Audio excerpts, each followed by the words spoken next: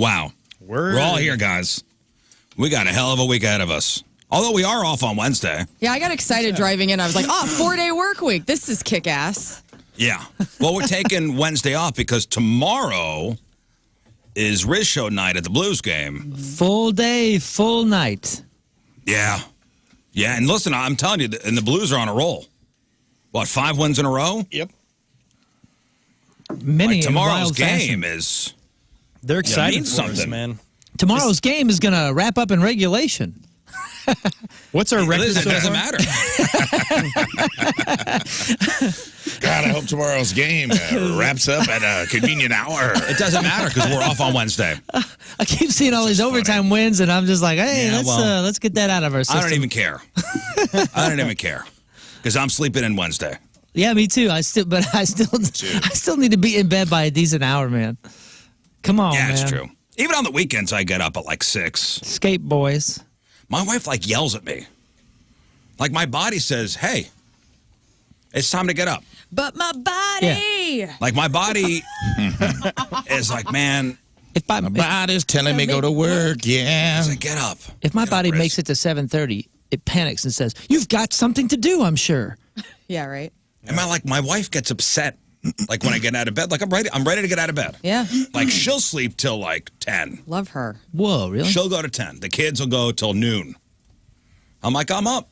Well, they're growing. Even the dogs, dude, the dogs will sleep till 9:30, 10 o'clock. Wow. That's ridiculous. That's ridiculous. not fair. My cats Mine are are up at 4 every day. 6, yeah. Every day? Dude. Your dogs suck. I know. They love to wake me up. Like I'll like get one of the dogs to, like keep me company downstairs. Yeah. Although it is nice downstairs, like Sunday morning. By yourself. Oh, I bet. I got up early. I was downstairs 7:30. Making breakfast? Doing show prep. Made myself a cup of coffee. Oh, yeah. Watched CBS Sunday Morning. Did they do a cool Charles Osgood? It was the trib? whole episode was a Charles Osgood Nice tribute. The old, the former goaltender. No, for the Detroit the former Red Wings? CBS The Sunday Morning goaltender of anchor. the CBS Sunday Morning. That's right. Wow, sounds exciting, man. Very exciting. Hey, Did you stare at a hummingbird feeder for an hour and a half, too? I stood there. There's Cletus staring out into the woods. And Lola, she's got a bit of an attitude. Hand on my hip. Yeah. I was up at all hours of the morning Saturday and Sunday because I'm going through perimenopause. And so I got the heat flashes and Cannot relate. wanted to murder myself. Yeah, it's pretty cool. Dude, I don't know if because you told me that yesterday, I did not sleep last night, and I just woke up in sweats. Now he's got it. I gave it to you yesterday at the post. Why did you go to sleep in pants? Airborne. Yeah, I was going to say, I woke up in shorts. Dude, I had a fan on and everything, and I ended up going out on the couch. I don't know what was going on. You were I did bragging. accidentally eat onions. It could be that. Oh, that'll Yeah, have some. There was a couple things happening. No, I had one hell of a weekend. Friday night, went out with some friends. Went to Noto up there in St. Peter's. Yeah. Wonderful dinner. I'm sure. Wonderful dinner. Went to Lucky Accomplice. Oh, how was that? 7 courses, delicious. Lucky. How was their hot dog? 7 Hot dog courses. was amazing. Okay. Nice. It was little micro portions, but Yeah, but still, you leave full. you do leave full. Hey, it's not Drinks it's not to about the accompany size of the hot dog. It's the motion of the ocean. It's Yeah. No, sad you enough get that, 7 courses, it's man. how That's- you use it. Great a lot. time. The chef has, and did you have the waiter come out and explain the chef has prepared, blah, blah, blah? Oh, yeah. Everything was Nice. defined. What are we beautifully. talking about? I've never heard of this. Lucky Lucky Accomplice Accomplice. off of Jefferson, right by Press, which is like by Johnny Brock's, like over there in those okay. areas. And it was gorgeous. The ambiance, everybody started. We got there at 6 o'clock. We started at 6:30. The entire place is all on the same schedule. Our shout out to our waitress, Bryn, who was excellent and so Hey, cool. Bryn. Was it just you and Tim? It was Tim, myself, Missy, and Bill Ryder of The Urge. Oh, the Urge, yes. Wow. Yeah. So we love them. We do our fancy our once a year fancy expensive dinner with them. That's It's like nice. a little Oh, tradition. nice. Yeah, they're good people. That's nice. That sounds like a cool tradition. It is. Saturday, got in the car, drove up to Springfield Ill. Yeah. Heck yeah. Not really City much of going cities on up for there. Saturday. Did you rub Lincoln's nose while you were in No, we had Springfield? no time. Dang. No thanks. Like 2 hours up there, 2 hours back. How was the horseshoe? Didn't stop to get one. Wow. Ah, man. Didn't stop to get one. On a schedule. One town. Well, it's somebody had said. I had to sift through 87 emails. Dude, somebody of had food said the suggestions place for where to you go. I know, and I dang feel it. bad. Like on the way back, you just had to get home. You were like, I got to get out By of the here. time the game was over, the hockey game was over. It was like 7 o'clock. The Lafayette High School winter formal was Saturday night, and the boy wanted to get home for the after parties. I So I'm like, understand. but the horseshoe is But there's food Dad wants to try. like the horseshoe. Darcy's Pint was the place. Yeah, right. Yeah. I'm like, but it's not far from here. I mean, it's a little out of the way, but Home of the 3-minute horseshoe. it's a horseshoe. Well, what's a horseshoe, Dad? It's It's a slinger, son. It's hamburger, and they put fries on it, and they put cheese sauce on it, and he's like, we're going home. Oh man. We're going home. I'm like, I drove 2 hours up here. My God. 4 hours in the car, an hour and a half game, and you want to go to your winter formal after party? Yeah, what a great kid. selfish. Mm-hmm. It probably was one of the best youth hockey games I've ever seen. 0-0 tie. The two first place teams in the division. 25 seconds to go. The Chesterfield Falcons score. Oh, buddy boy. And now the Chesterfield Falcons 14U A3 team is in sole possession of first place. Congratulations to the boys. And then Sunday, the boy had a game over Queenie Park, which they had redone that rink, that hockey rink, or the ice rink over there. Gorgeous. Your tax dollars at work. You paid for it. You paid for it. Gorgeous. Nice rink. And I had never seen this before. A youth hockey player flip off a coach. Damn. Wow. Flip off a coach in the handshake line. Classy. Is this my son, my future son? No, who's it was on a this kid team? from the Kirkwood team. Oh, keep it classy, that's typical Kirkwood. Keep it classy, kids, Kirkwood. man. Gosh. Hey, you're a star. Can you show like what you saw? Like what kind of flip off? Was it like a hard one, or Was it like yours? Get your weird finger out. In glove, out of glove. I couldn't see from my vantage point, but it was a whole to do like after the game. Oh yeah. Well, the boy goes, dude, the handshake line went sideways because it was a chippy game. And I go, what happened? He goes, one of the Kirkwood players flipped off the coach. Thatcher flipped off Coach I go, whoa, Williams. I don't want you doing that, but I'm like, wow, the ball's on that kid. Like back when I was playing baseball, I think it's legal to hit a kid. That kid would have definitely gotten a horseshoe on Saturday night. I'm just saying. You know what I'm saying? Yeah. You know, he would have been down. Your son is so respectable and like lovely and. Yeah, the kid flipped off. I'm like, wow, man, ballsy.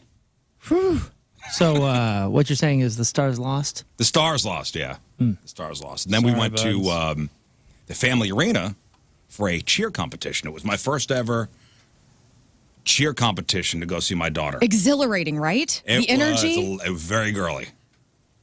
How long did the dads have their phones out in the stands? Did everybody? I got up there. The girl, she was before, so it was a whole weekend thing. It was teams. It was cheer teams, and you've been to these Yes, I have. cheer teams from all over the region. I love 'em. Arkansas to Kansas City, everywhere, and they do their 2.5 minute, 3 minute cheer routine. It's a high energy, a lot of loud music. Did you get loud? Well, part of it is crowd participation for, the team you're rooting for, and I Right. think the judges take that into account. I got up there around 5 o'clock, right in the meat of that, Oh yes. right in the meat of that Chiefs-Ravens game, Heck yeah. right in the meat of it. And I'm looking around the family arena, and I see guys with their heads down, staring at their phones, the glow of their phones. Everybody's doing the same thing. All reacting in sync. Like if something This happened. You texted us this photo. I'd like to tweet this out You for the got it. people. Okay, yeah, because right in the middle of the Chiefs-Ravens game. Yeah, like all the dads had their heads buried in their phones. And of course, when our little girls were performing, 100% of the attention went to them. 100%, Rafe. Hey, man, I believe you. I believe you. You were watching the game down in the pit, cheering at the wrong time. Cheering out there. Yeah. Yes! No. I made the spread. What did he just say?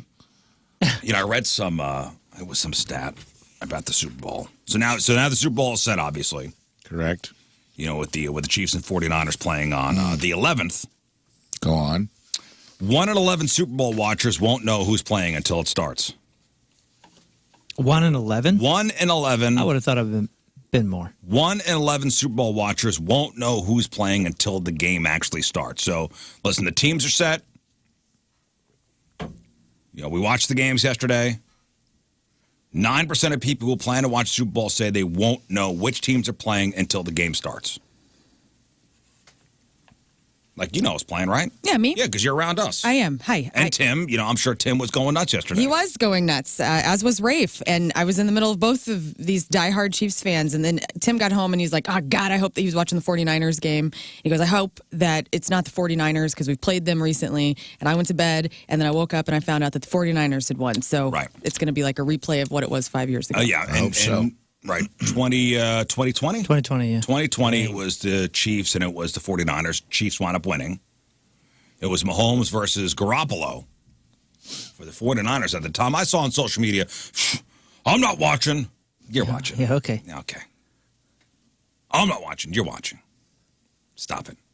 All the hate, man. I don't get it. I literally do not understand it, but whatever. Hate all you want. So the average viewer will only watch 29 minutes of the game itself. 1 in 6 said less than 20. Each quarter is 15 minutes. So unless there's overtime, that's 60 minutes of gameplay. The whole event lasts 3 to 4 hours. Yeah, it depends on the snacks and the company. Man, I love Super Bowl snacks. Me too. Mm-hmm. Dip galore. Oh, man, that is one of only the handful, if not probably the only day where it's acceptable to eat appetizers as your entire day. entire meal. Yeah. Not just a meal, but like the entire day. Two meals. Yeah. I mean, you are covered. You don't Where have to it's eat just anything. apps. Yeah. I will survive on some sort of buffalo dip. But are you guys going to make healthy For 12 apps since hours. we have a photo shoot coming up? Or are you sticking with... Okay. It doesn't count. Okay. That True. day It Don't doesn't- remind us You're about right. what's It doesn't happening. I'm count. just going to fast for 2 days leading up to the Super Bowl and try Okay. to balance it out. Yep. There we go. Nah, I'm going to do like a juice diet. no half measures. It's not a you bad just idea. put So one day where yourself, calories buddy. don't count. laxative in the dip. No big deal. I don't know if my mom's having her big Super Bowl party or not. She normally has. And like, I feel like the last one. Did you talk to my mom? Yeah. You didn't get a mailer You guys yet? are all invited if you want to go. No. No? Are you sure? Out to where's she? Columbia. No. I got to cross Dude, the it's river. a good time. Your mom's a Chiefs fan now. I got to cross She is. 2 rivers. I could go to that. I You're respect her invited, for Rafe. that. I respect her for that. She goes all Columbia, out. that's far. Dude, it's worth it. She goes all out. It's mom. She makes everything. So that's an hour Cookies. away? No, it's like 30 minutes away. From our house, it's probably 35 minutes. Still no. Okay. Only a third of Americans can name last year's Super Bowl champs. It was the Chiefs. It was Chiefs. the Chiefs, of course. Yes. They've now been in it for the past 5 years. They've won 2 of those so far. A lot of us just want to socialize at Super Bowl parties. Wait, they haven't been in the Super Bowl for 5 years, have they? 4. Thought the Bengals went 1 year. I don't know. 4 out of the 5. 4 out of 5 years. 2 back-to-back. 1 up and down. A lot of us just want to socialize at Super Bowl parties, but 77% agree it's rude to stand around and gab near the TV. Yeah, you could socialize at the Super Bowl party, but just go somewhere else. Because there are people that are going to be there that are into the game. Me. Yeah, I think at the Super Bowl parties, there's usually, the crew that's in front of the TV that's watching every moment. And then there's the, periphery kind of groups. Yeah. But don't interrupt the people that are at the couch watching the TV. Unless it's something really juicy, you got to tell them, Super. True. But even then, it could wait till commercials. Oh, no. It's a wildly different experience when your team is in than when they're not, also. Like the level of buy-in and anxiety that accompanies like your team that you've rooted for your whole life being in the Super Bowl versus like not really having a dog in the fight. Right. Having no skin in the game. Yeah. Yeah. Those appetizers go down a lot easier when you don't have skin in the game. Yeah, the past couple of years we've done this. I haven't really gone anywhere. And with the family, we play commercial bingo. Like, I'll print out, like, bingo cards. Yeah, that's what my mom does. And everybody will have, like, 3 cards. And, when a, particular brand comes on, you cross off the part of your bingo card. And We play squares where you can win some money. yeah, with the final score, the end of the first quarter score, halftime score. Those are fun. Yeah. This is straight, idea. like, commercial brand bingo. And you could go to, like, Etsy and print up bingo cards. It's fun. It gets the kids involved. Do your research if you're going to be doing betting on commercials and stuff. Remember? Because there was a big article last week about how, like, the big 4, I think it was the big 4 automakers, it's like the first time in decades that they're not advertising. Something like that. I forget which ones. But the bingo cards are totally random. Like, here, take one. Yeah. They're already pre. Like, oh, man, I got GM. That's fine. That's not going to help me. That's fine. Hosting a party and thinking of upgrading your TV. The top things people will buy before hosting a Super Bowl party I didn't think about that. include, a new grill, a new TV, new dishes, and a new couch. And the food is very important. Very, very important. 77% say good food and good snacks are an essential part of a great Super Bowl party. I think that's low. The top 5 Super Bowl snacks are, in order, go ahead. Wings. Nope, didn't make the Just top kidding. 5. Cocktail wings. Just kidding. Hot dogs are number 3. Dip. Dips are number 2. Chili. Hot dogs are 3? Yeah. Like Pizza. little Smokies. Oh, that's different. Pizza's number 4. Sliders. I'm going to put little Smokies in the hot dog. Yeah, that's Okay. got to be. Yeah. I'll accept that. A cheese dip of some sort. No, that's in your dips. That's number 2. Nachos. Dips, Pizza. dips are 2, pretzel. just dips. No, just dips. Dips are what it's all about. Yeah, Chips? ranch. Chips are number 1. Oh, okay. You got your chips, you got your dips, you got your hot dogs, you got your pizza, and you got your burgers. Wangs? Wings didn't make the top 5. Interesting. That is quite I guess they've lost their thing. That's weird. My Wings daughter. didn't make the top 5. My daughter. Not going to say you call a foul on that, huh? My daughter was all about the Chiefs for a moment because of Taylor Swift stuff, and I did. I was trying to get her to watch the game yesterday, and she's like, "Nah, man, I don't like football, dude." I said, "Okay, whatever." And then she was up there when they went and said, "Are we doing a Super Bowl party?"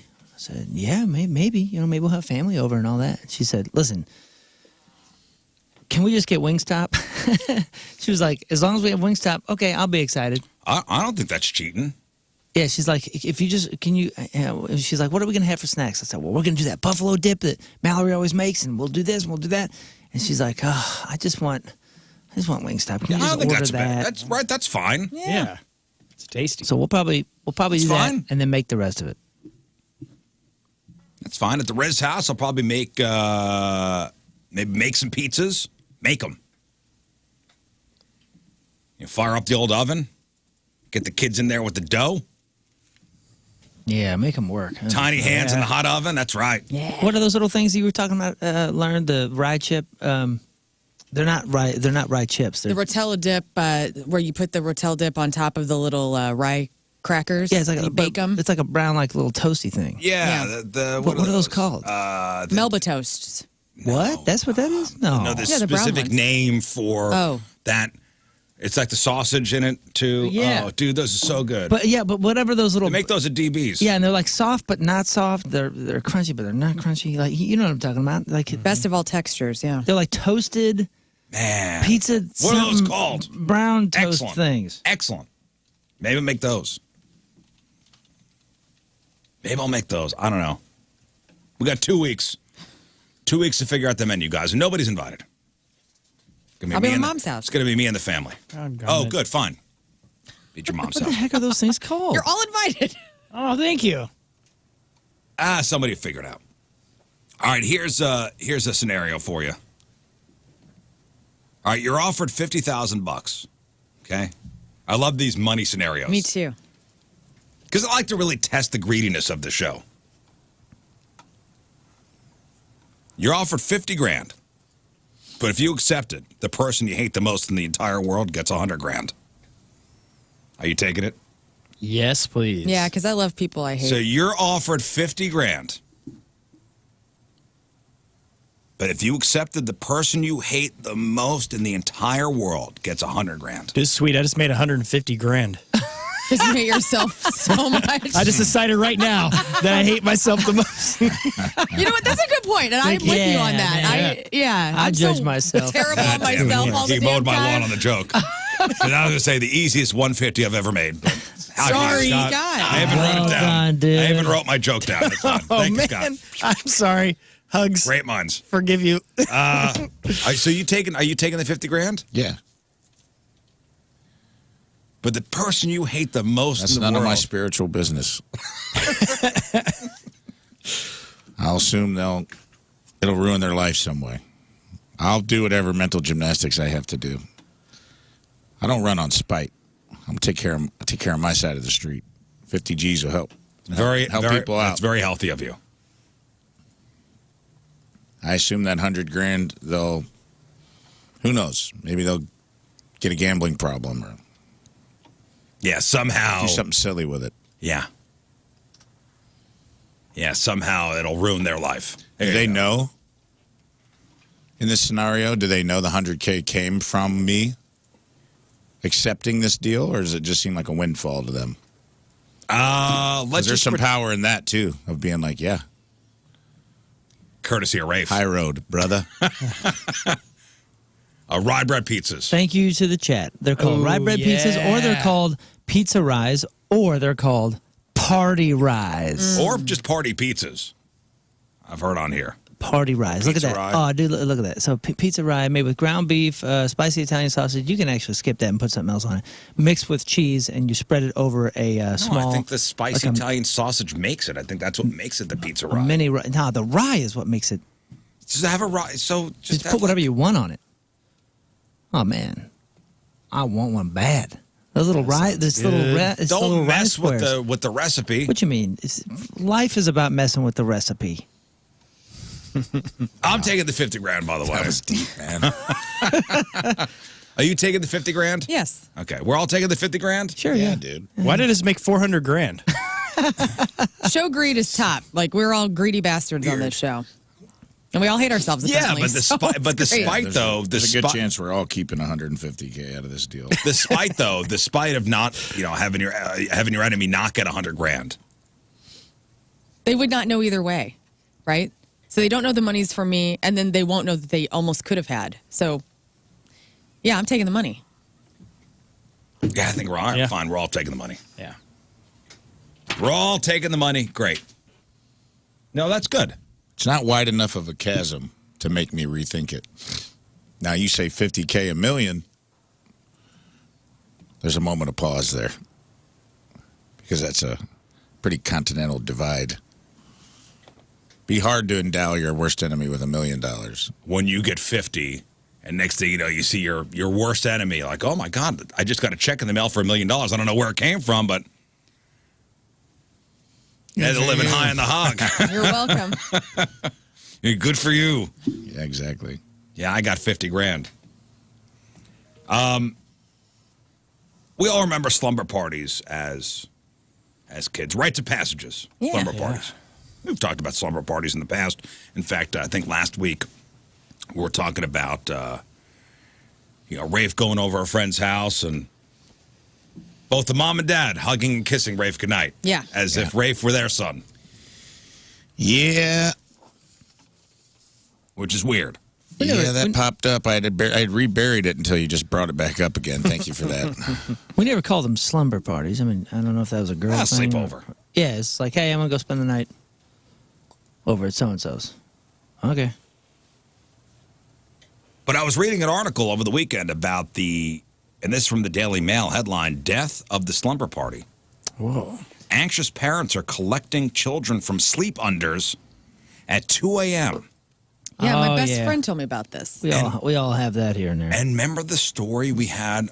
It was from an email like, hey, my son wants to have a friend over, but the mom insists on staying Right. if the kid stays. And we're like, we never heard of that before. Yeah, That's okay. weird. Here's a tent. There's the backyard. So anxious parents collecting children from sleepunders at 2 a.m. or even staying with them to ensure they're safe. This is a thing. This is a thing. What is this? Is this helicopter parenting at its peak?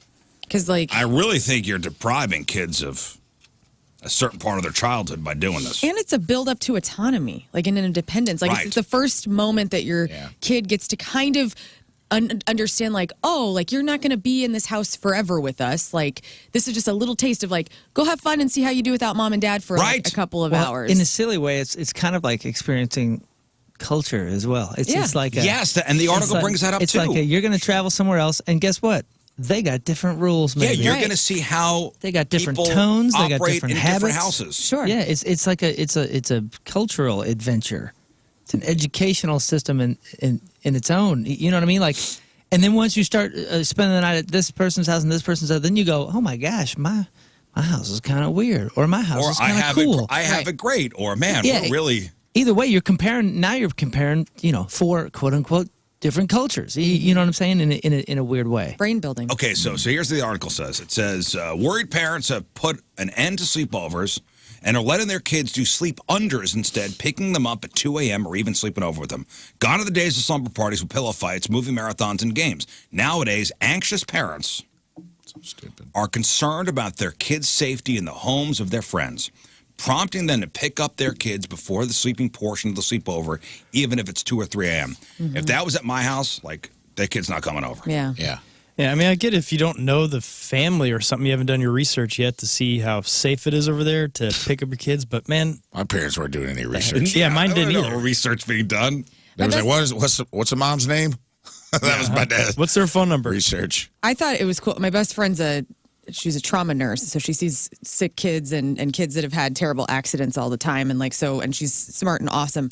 But I love the thing she asks, like if her kids have a new friend, she always asks the parents, "Hey, do you have any guns in the house?" She wants to know exactly what's going on with like the weapons that are in the house because she sees so many children Sure. have gunshot wounds that she's like very hip to like understanding. And I think that is something that like all parents, if you got little kids, you should be thinking about. Going into My people's mom homes. used to call and ask if there were guns in the house and would say, you need more. In Southern Illinois, that was a Little foregone Scotty's coming over, conclusion. you probably need more guns. No, it's not that she's not letting her kids go to gun owners' homes. She's wanting to know, hey, do you have the guns locked up? What is the situation with the weapons? And I think it's incredibly intelligent of her to do that. Yeah. Like, I guess. she's seen too much. Okay, fine. I understand that. We haven't had a parent ask us that. Right. I think that's smart to do. I think you should be doing all Yes, that we do stuff. have guns, and they're lying just all over the place. Yeah. Come on. How many guns do you have in the house? I lost count. Well, how many children's God. beds are there? Because if Let's there's one see, under got every. 3 in the ceiling tiles, 2 on the coffee table. Lost a couple last week somewhere in the house. There it is. I have 6, but I can tell you where 3 of them are. Oh, God. So irresponsible gun owners are not going to tell the truth anyway. Right. Okay, you're Responsible true. gun owners are going to have them locked up away from the kids. It's still good to at least ask and know. I think that overall this is a result of, I read an article that had a map of like, they studied this town, one town of people for like 50 years. And they made like a radius circle of like where kids were allowed to play, right? Like in the 70s and the 80s, and it was shrinking. Every generation it shrank a little more because of the result of like I think it's the true crime 24-hour news cycle. Like that's all we see. Yeah. Everyone's, Doom and gloom. In the 80s, it was like, don't get in the van. And it shrunk a little, but we still kind of had, like my play radius was miles. Oh, And dude. now the play radius of the average kid, you can probably find it online. It's tiny. It's blocks. Oh, yeah. Some of them, it's a yard. Yeah. Because parents are getting inundated with, like, the world is a dangerous place, the 24-hour, this person got killed, this kid is missing, this parent murdered their children, and it's like, yes, those things happened. Those things were always happening. We just didn't have. It seems like it's happening more often because it's constantly being sensationalized. So it's like making parents all jacked in the head. And that's why you're doing this stupid stuff like Sleepunders. I don't know, with the gun thing, well, listen, where we live, I'm assuming everybody's got a gun in the house. I pretty much would know the parents before the kids slept over there anyway. Right. I'm putting my kid in your hands. I don't know. Some of these parents make some giant leaps, Right. like as to why they're not allowing their kids to stay over. And again, it's parents' anxiety. Sure. And I'm hoping that it doesn't. The anxiety is so much that it doesn't then go on to the Spill kids. over into the kids, yeah. Go on to the kids. So one mom explained why sleepovers are a no-no for her kids. She goes, how my husband and I deal with sleepovers with our 6 young kids is that we don't. My kids don't have sleepovers. Not here, not at other people's houses, not even cousins. The benefits of sleepovers do not outweigh the risks. Damn.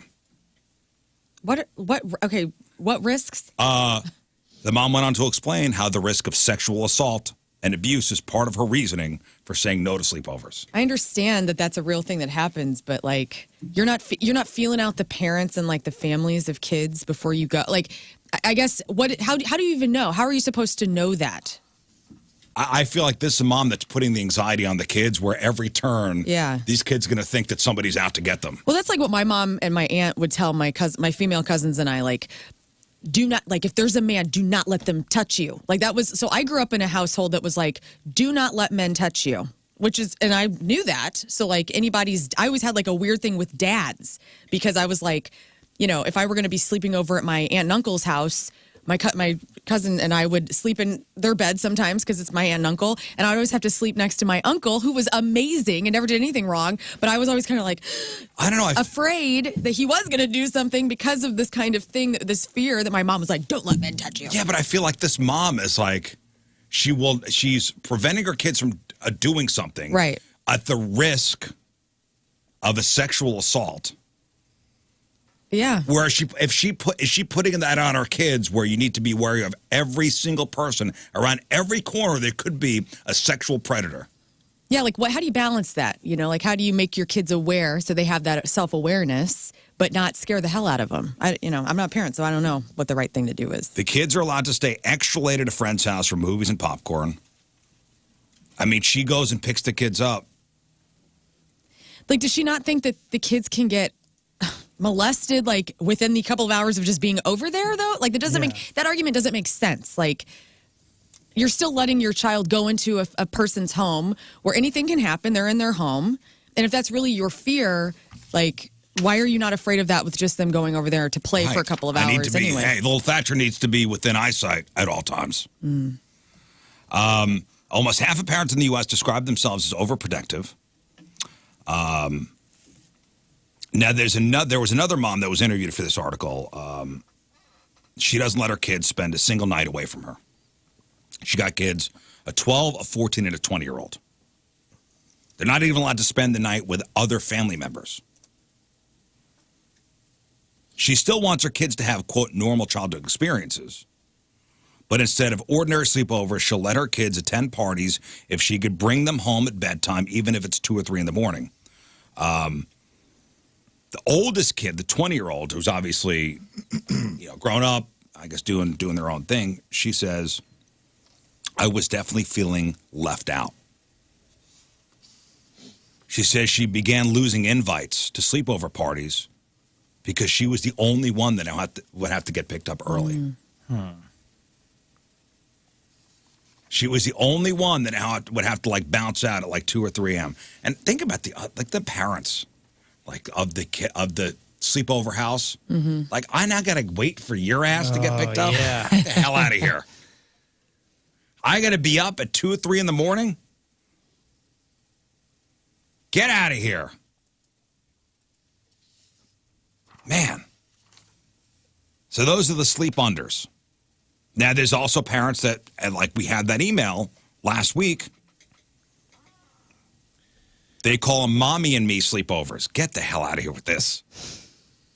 Which is the mom sleeps over alongside their kids to spend the night all together in a safe environment. I could see this with if the moms were friends. Like if I had a kid and like my best friend, if she was like, you want to have a mommy? Like I'd be all over it, dude. Like this is going to be so much fun. The kids are going to go to sleep. We're going to drink wine all night. And that's what they said in the article. That's like, cool. I drink wine with the mom. Okay. If the parents are If friends. the parents are friends, fine. I'm trying that's to get my wife to understand the mommy sleepover. Like I'm having a great time with this. She's not a fan. You don't even have kids. That's just an excuse to party. No. While her kids had a glow stick dance party and watched Sing 2, she enjoyed a glass of wine with her fellow mother. Love it. It's cute. How awkward if the moms don't know each other. I think this is just for moms that they have to know It's each gotta other. be. It's Yeah, gotta be, this right? guy's I In the can't picture majority. my wife agreeing to this. Nah. A professor of family psychology is concerned about what formative experiences kids could miss out on when they're deprived of sleepovers. Sleepovers are a pretty normative part of U.S. kid culture, and the psychologist says that parties like this give kids an opportunity for, number one, real independence, and like Moon said, the opportunity for kids to be exposed to different lifestyles and customs. Yeah. Yeah, I mean, I remember that. I remember, the first time you go over to so and so's house, and you're just like, I wonder how this is going to be. And you're going in blind. You're like, I don't really know. I never thought about it. What are this kid's parents like? What's his home life? What do like? they eat? Right, and then you sit down at the table and you're like, oh God, they're giving me something that I hate, and I'm gonna have to chew it and smile like I mean it. And thank you, I appreciate that. No, I'm just not hungry. Thank you. And now what do we do? Oh, we can go in the basement. Wait a second. We can be down in the basement the whole day and just party. You got all your toys down there. Oh, this is without great. mom, We're spending the without night at your mom and place dad. all the time. Right. Hovering over. Man, it's a shame that the kids would lose that. I agree. I mean, I look back at my childhood, early 90s, having slumber parties, either hosting them or going to them. And there was a whole event, especially if you had 10 girls at the slumber party, and then one of us would always be crying about something. But it's sad that it was so it's stupid, sad that but the anxiety of parents are preventing kids yeah. from living.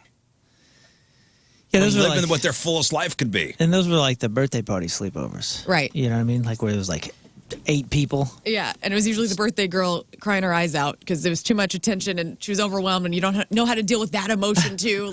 It's building blocks of who you're going to be later in life. Yeah, the boys didn't really have a lot of tears at birthday parties. It was Beat the hell out of each other, or what did you do? Man, who knows? It was just party. Let's go.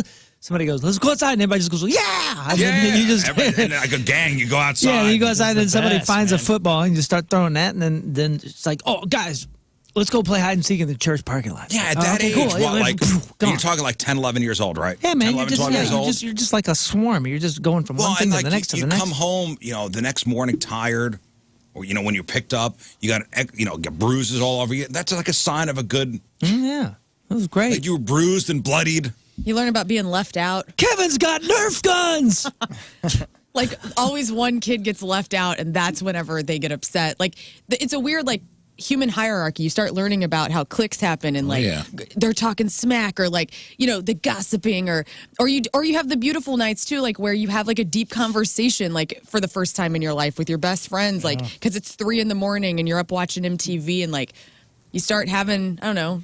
But also to put that on your kid, every other kid's gonna stay there. I'm gonna come pick you up at 2:00 in the morning. Sucks. That Oh, sucks. man. I do remember a disastrous one. I was invited to this kid. I had grown up with him, but we weren't buds necessarily.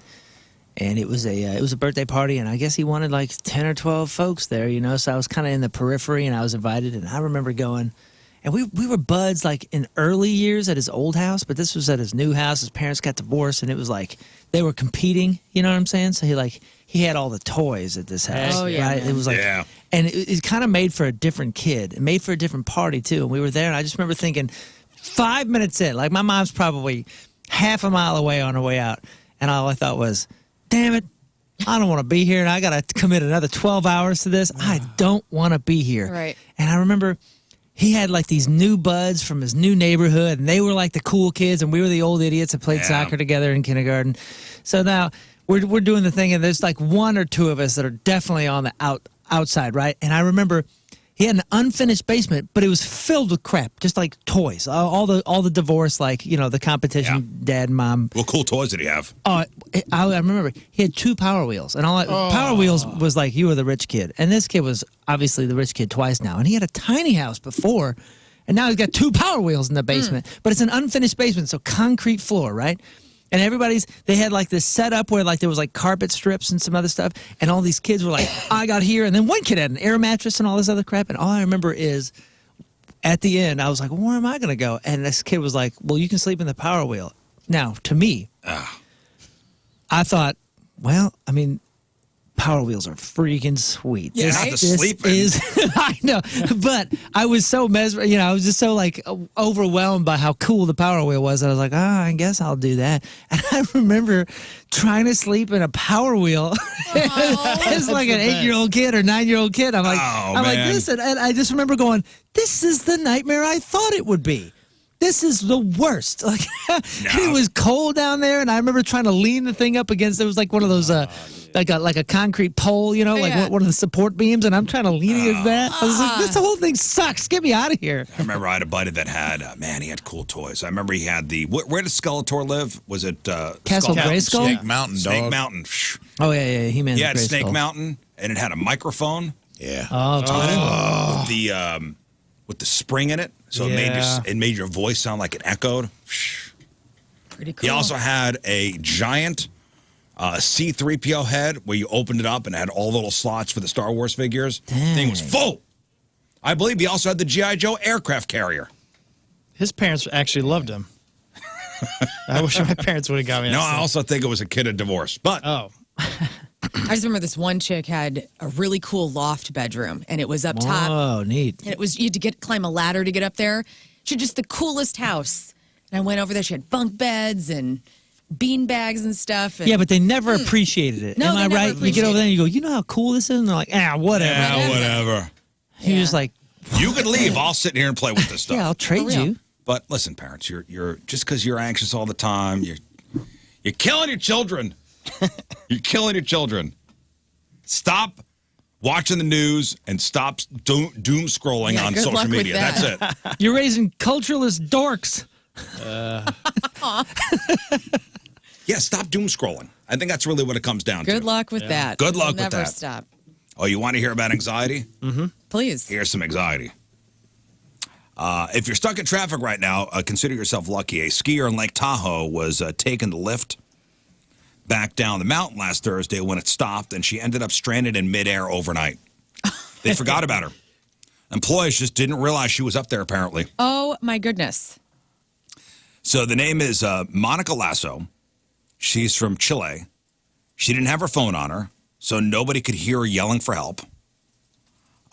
She was stuck for 15 hours in freezing cold weather. Oh, my goodness. So luckily, have you been like skiing at like a nice place before? Yeah, I went to Vail a couple years ago. So this was a closed gondola, like a closed air gondola. Oh, nice. Okay. So it wasn't like a ski lift where your feet are dangling off. Yeah. She's not sitting on a bench. So it was in a closed gondola. So at least she had that going for her. There was also a survival kit inside it, but she didn't find it. What?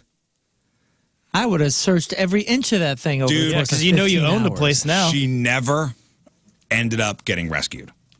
Her friends reported her missing.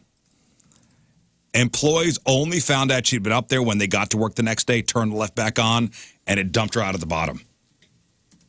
Unbelievable. That's anxiety. What would you do? Would you stay up there all night? I mean, how far is the drop? I mean, Hundreds it's of feet. high. high. You're dead if you fall. Yeah. Oh, yeah. It was like 5 or 6 stories, right? Yeah, If you it looks stay, like you it. stay up there. You stay up there. You've no choice. Oh, my goodness. Oh! Yeah. You're you're on a mountain in The pitch dark. Yeah, and if you're Utah. opening the door to put your lips out and go help, and then where's you're Lake letting the Tahoe? cold It's in. Nevada, right? Nevada, Lake Tahoe. Can you imagine being the employee, though, that turns the lift on, just having a good morning, all of a sudden someone walks out of the lift? Gotcha. Like, what the? You got your cup of coffee. You turn on the lift for the morning. Perfect day. Yeah. Look at that, boys. 887 days without incident. It's going to be a good day. Uh-oh. There's a lady sleeping in here. Also, that's kind of a hard story to tell for sympathy. Just because of the word gondola. It sounds so, I was once trapped in a gondola overnight. Oh, well, tell us about it, Sharon, please. I was stuck on a gondola in the mountains of the Sierra Nevada. Please, Sharon, tell us about your harrowing journey in the gondola. Oh, you're thinking With a it's view like, of Lake Tahoe. the canals in Venice. No, she said she screamed for help for so long she lost her voice. Firefighters wound up checking her out. She decided not to go to the hospital. No word on if she plans to sue. I would imagine she's probably lawyering up now Say, she might own that place. Yeah, it's not going to be Epic Pass anymore. It's going to be the Samantha Pass or whatever her name Her was. name is Monica. Yeah, Monica. The Monica Pass. I don't know if anybody's been fired. The resort said they're investigating what happened. But yikes. Hello? Help. As the lights are being, as all the lights are being shut down. No, Wow. no, hey. Well, also the fact that there was a survival. Well, she's bundled up, too. I mean, she's got a big coat on. She's going skiing. Still, though, that sucks. Yeah, it's Listen, that's a nightmare. We've heard stories of people being trapped in New York City elevators over the weekend. What'd you do this weekend? Over the weekend. I was on Look the those 52nd stories floor. up. No thanks. You're in a high-rise, Midtown Manhattan. It's normally the hustle and bustle of the work week. People go home on the weekend. You're stuck in the elevator. Nobody's there to get you. That sucks. Man. Yep. Scream all you want. Ain't nobody hearing you. You've heard of people stealing dogs, like the whole French bulldog stealing things is a pretty big epidemic. Yeah. Yeah, Lady Gaga's dogs. Lady Gaga's Oh, dogs got stolen, and the dog walker shot. Mm-hmm. Dude, there's a story out of L.A. that's wild. So a woman is on video clinging to the hood of a speeding car in downtown L.A. after thieves inside the car stole her French bulldog. I understand this woman. Which, hey, if somebody stole The cats? one of your cats, Yeah, would you T.J. Hooker style I it would. and hang on to the front of the hood I would. as the car is racing down Manchester? Yep. I know this. She'd do it like T1000, man. Yeah. Oh, that's on the back. And I would actually punch through the hood. Punch Yeah, through. exactly. And I would strangle the hell out of the driver. Yes, that's what can be expected. Ray, if somebody steals Bocephus from you, They'll rue the day. I'll do the Spider-Man stopping the train, Tobey Maguire style. I'll bury my feet in the concrete on the front of the grill of their car and pick it up. you're getting that dog no matter what. Yeah, you can't mess with my dogs, man. Yeah, they couldn't mess with this woman's dog either. I'd get on the hood. So she's in downtown LA. Her name is Allie. Okay, she was enjoying lunch with her dog, Onyx, at a Whole Foods around 2:30 in the afternoon. It's a couple Thursdays ago. A stranger starts calling for the dog. So she got the dog inside the Whole Foods, which, okay, that's weird in itself, but It's L.A. a dog in the grocery store? Okay. So a stranger starts calling the dog. The dog was sitting at her feet underneath the table. The woman then grabbed the dog's leash and starts walking away with the dog. Allie, the dog owner, says she initially thought it was a simple mistake. She said, I didn't think that somebody was stealing my dog. I thought it was a misunderstanding. So she said, that's my dog. Excuse me. Excuse me. That's my dog. And the woman walking the dog away was not listening. She runs into a getaway car that was waiting nearby. The dog owner tries to get inside, but said the car was packed with 4 other people. They pushed her out, locked the doors, and she panicked. She got in front of the car while screaming for help. Nobody came. Next thing she knew, the car's driving into her. She falls onto the hood. Whew, car takes off. The suspect drove blocks with her clinging to the hood until they took a sharp turn. She slid off. No.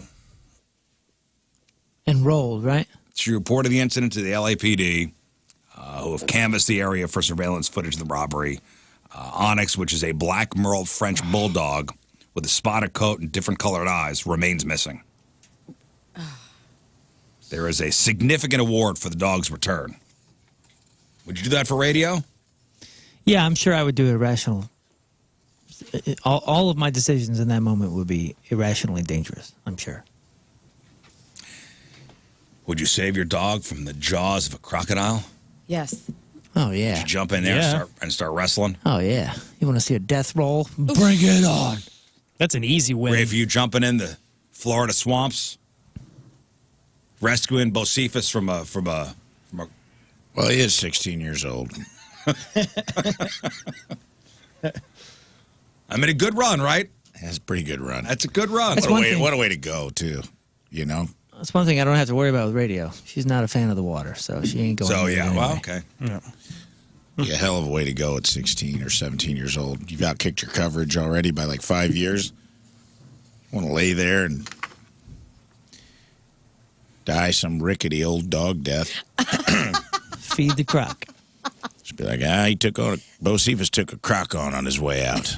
Took the Steve Irwin route. Kind of cool. Yeah. Yeah. It's a good story. Plus, I think Bo Cephas wouldn't want to put you in harm's way. I would like to think. Probably not. Get behind me, Dad. I got this. He died doing what he loved. Yeah, that's right. That's right. Now, Lern, are you even thinking like, I don't know how serious you were.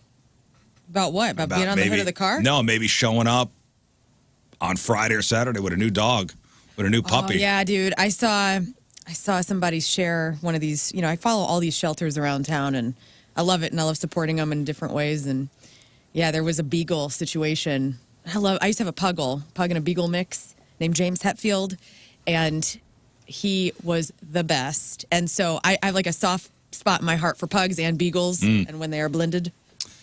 Well, if you're thinking about getting a new dog, consider doing some research on the breed beforehand. A vet listed the 5 neediest dog breeds out there to have.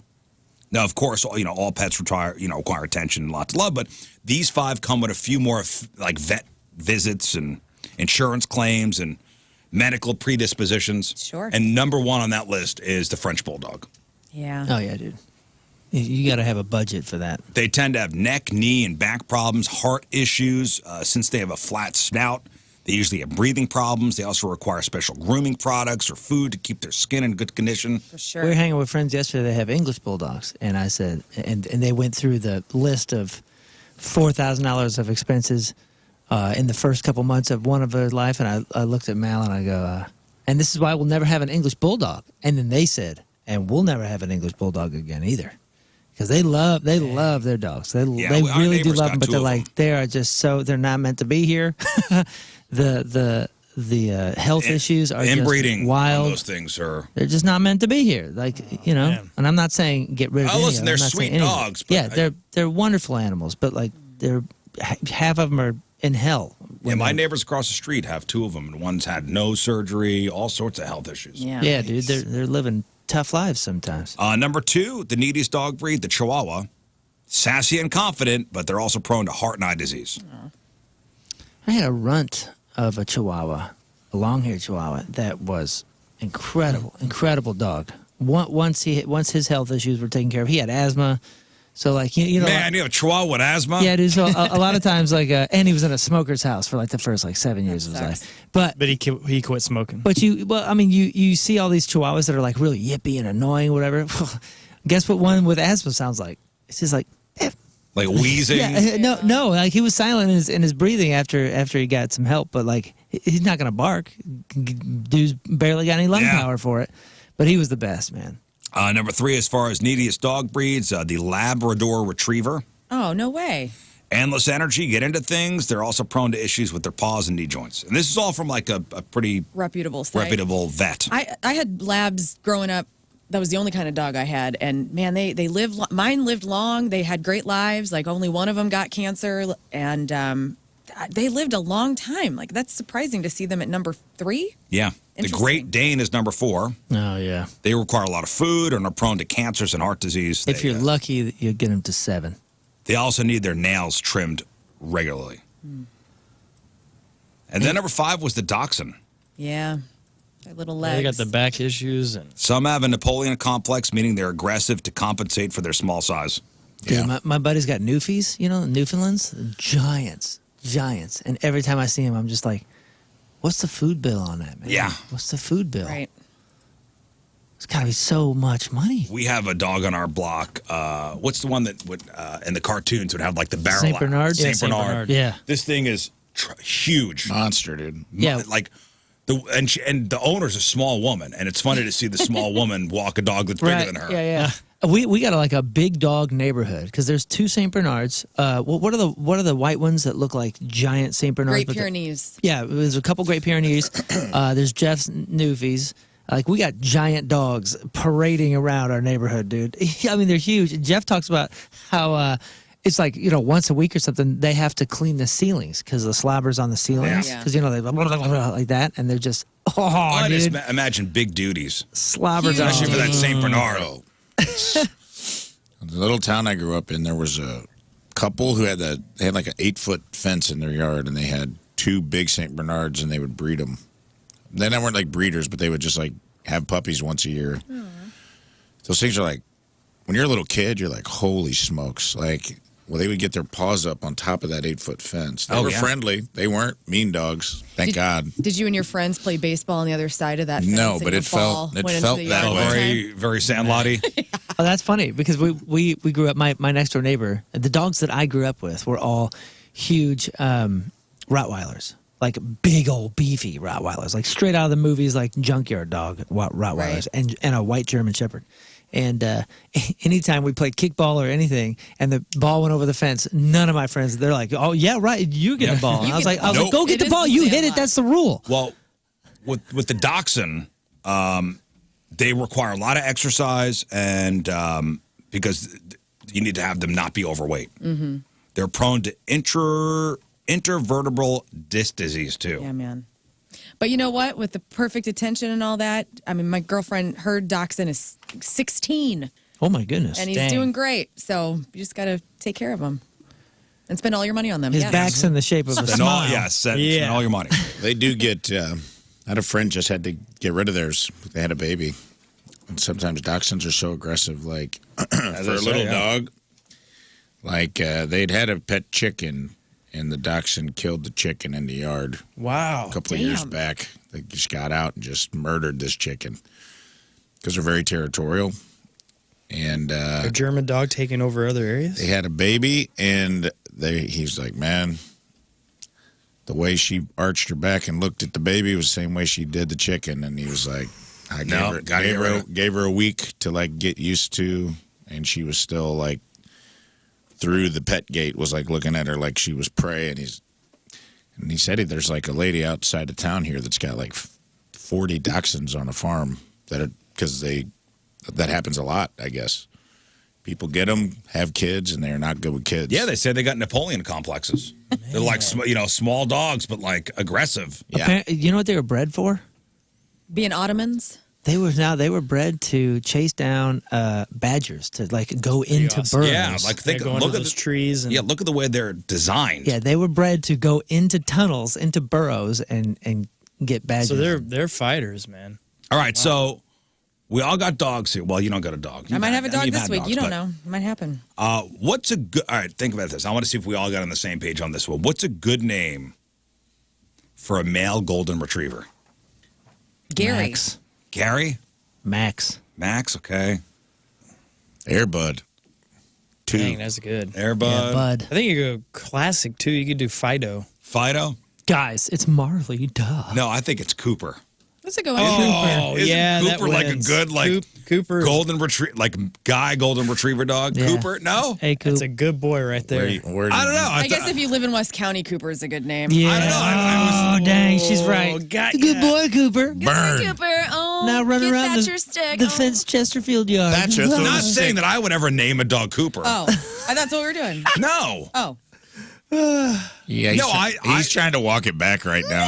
No, I'm just saying if I see a golden retriever that's a male, I'm gonna go that dog's probably named. You know, Cooper. that's the Thatcher of the retriever world, Cooper. Tell you what. Dude, you're trying to walk it back right No, now. that's That not you true. were all about Cooper That's when right. that came out. Your whole demeanor okay. was. Own No, I wrote it down. I wanted to see if anybody else would have guessed Cooper. I guess I'm the only one. let's keep going. You got other ones?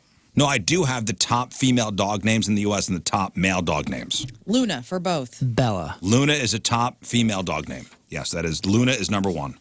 This is from a million different dog owners. Okay. Bella is number 2. Bella's number 2. Yep. Maggie. Nope. No. Karen. No. I'm going to say Can you get me at least one or two on the male dog list? Max. Max is number 2. Cooper, by the way, is number 5. Rex. No. Number 1 is Bear. Oh, yeah. I yeah. love Bear. That's kind of the. That's what I call Clover. Number 3 is Duke. That's a Duke. good one. Right Oh, on. yeah, dude. I think that's a good Duke's a great dog. No, name. Duke. good dog name. Number 4, Shadow. Oh, yeah, I had a shadow in my life. Straight out of Another Homeward lab. Bound. Yep. Oreos, number 6. I don't like that one. Buddy, number 7. Chance. Chance. No. Don't you start bringing up Homeward Bound. I'll cry right now. Moose. He is said number- Shadow first. Moose is number 8. Moose, that's cute. I had a friend who had a dog named Moose. There's a cat that lives on the street over named Moose, and I thought that was adorable. Blue's number 9, and Charlie's number 10. Moose is a good Charlie. cat name. That's Where's funny. Candy That's Buttons on funny. the list? Didn't make it, Scott. As far as female dogs, 1 was Luna, 2 was Bella, 3 was Coco, Coco. Lucy. Oh yeah, Lucy. Nobody said Sadie. Sadie's a good one. I don't love it, but That's the Cooper of the girl Sadie. names. yeah. I had a Cassie. She was a good dog. Dude, the Cassie didn't make it. the Doberman in the neighborhood that all the kids were afraid of was named BB. Growing up, BB? Dude, yeah, man, and it was like if you were causing trouble in the neighborhood, the threat from any of the rest of the kids were like, "Hey, man, I'm gonna throw you over that fence into BB's yard," because that was like, I don't want don't to, do it. I don't want to die. Speaking of BB, number 6, as far as female dog names, Daisy. Yep.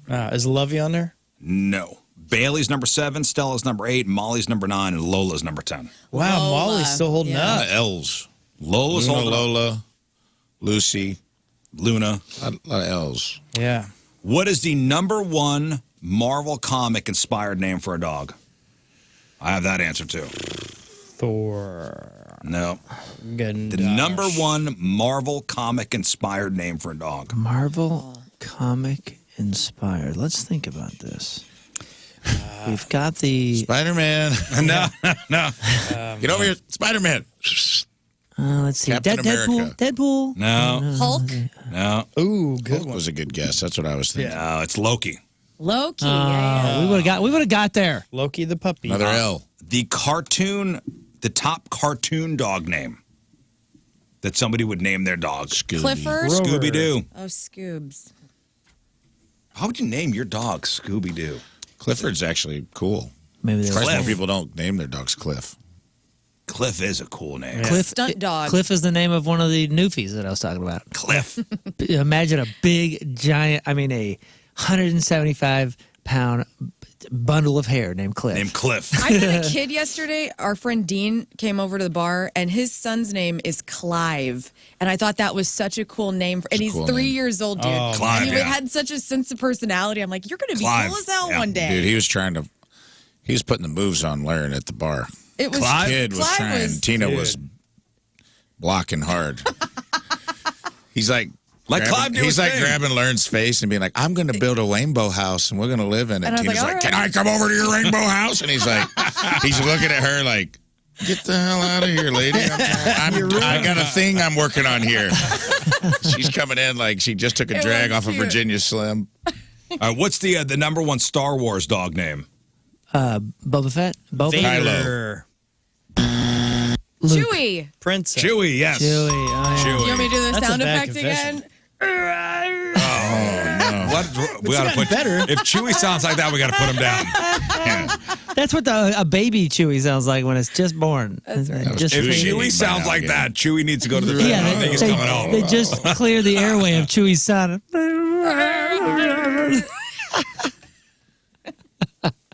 Like, this is really what Chewie sounds like. Yeah. Nothing like what you hit. No. Like, nothing. That was Try it again. close. You Nothing try like what again. came out of that body. Yeah, that growl you have is really, yeah. You sound like Bobcat Goldthwait I can't. playing Chewie. Nice bike, Han Solo. Where you keep the batteries? Yeah. Where's Chewie? We had to take him to the farm. Yeah, Chewie got hit. That was Chewie being eaten by an alligator. He had rabies or something. No. All right. All right, that's brought to you by Hot Shot Sports Bar and Grill, St. Louis's home for Blues hockey. From Sullivan, Missouri, Chris Fisher is now today.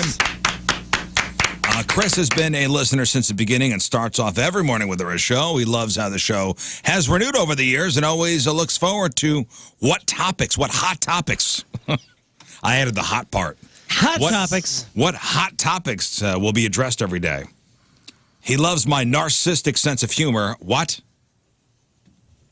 Moon's attitude, Lern's contagious and authentic laugh, Rafe's relatability, and King Scott. Nice. Thank you. Appreciate that. He loves your jokes, he says. Oh, okay, good. Already I'll take won. that too. That's even better. Chris' favorite segment is Password, and he's called in several times to play alongside the guys. Chris Fisher from Sullivan is our Teamers Remember the Day. Get super sweet Teamers Remember the Day soccer jersey. Get yourself signed up 1057thepoint.com/Teameriz. All right, we'll take a quick break. We'll come back with Crap on Celebrities. It is 7:12. It's Monday. Traffic and weather. Moon coming at you. Traffic is brought to you by Worldwide Technology Raceway. The biggest race of 2024 is Sunday, June 2nd. It's time to lock in those NASCAR Cup Series tickets at www.raceway.com. We got a lane block due to a stalled vehicle 270 eastbound at Limburg. There's also delays 270 eastbound between 44 and Manchester. Average speed down to about 25 miles an hour. And a right lane block due to a crash 70 westbound at Missouri Inn. Your point forecast, patchy morning fog, then a sunny afternoon with a high of 53, y'all. Right now it's 31 at the Point Studio. 53.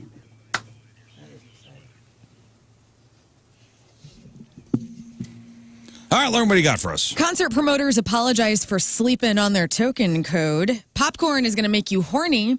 Ultra-rich celebrity parents, can they use GoFundMe too? And who, think about it, who is the best cartoon of all time? The best cartoon of all time. Oh, yes. All right. We got that. We got your crappy birthdays. We got the porno birthday, like cartoon character. Yes. Oh. All right, all that and more next. Stay there. Back to the program, phone number 314-624-3833 or 618-398-3833. The Make Ultra Studio Cams, 1057thepoint.com/Riz. The socials at RIZZ Show. Your emails, rizshow@1057thepoint.com. Sex time fun facts coming up. Sex toy of the week. You picked out something very unique this week, Rafe. Kind of a tie-in with a point artist. Ooh. As far as sex toy of the week goes. I did. Yeah, I got us a little. It's a little different this week. Yeah, it is. But still on brand. Definitely, especially for this radio station. Also, we'll play 3 and 5, give away some fabulous prizes, including tickets for WWE Monday Night Raw.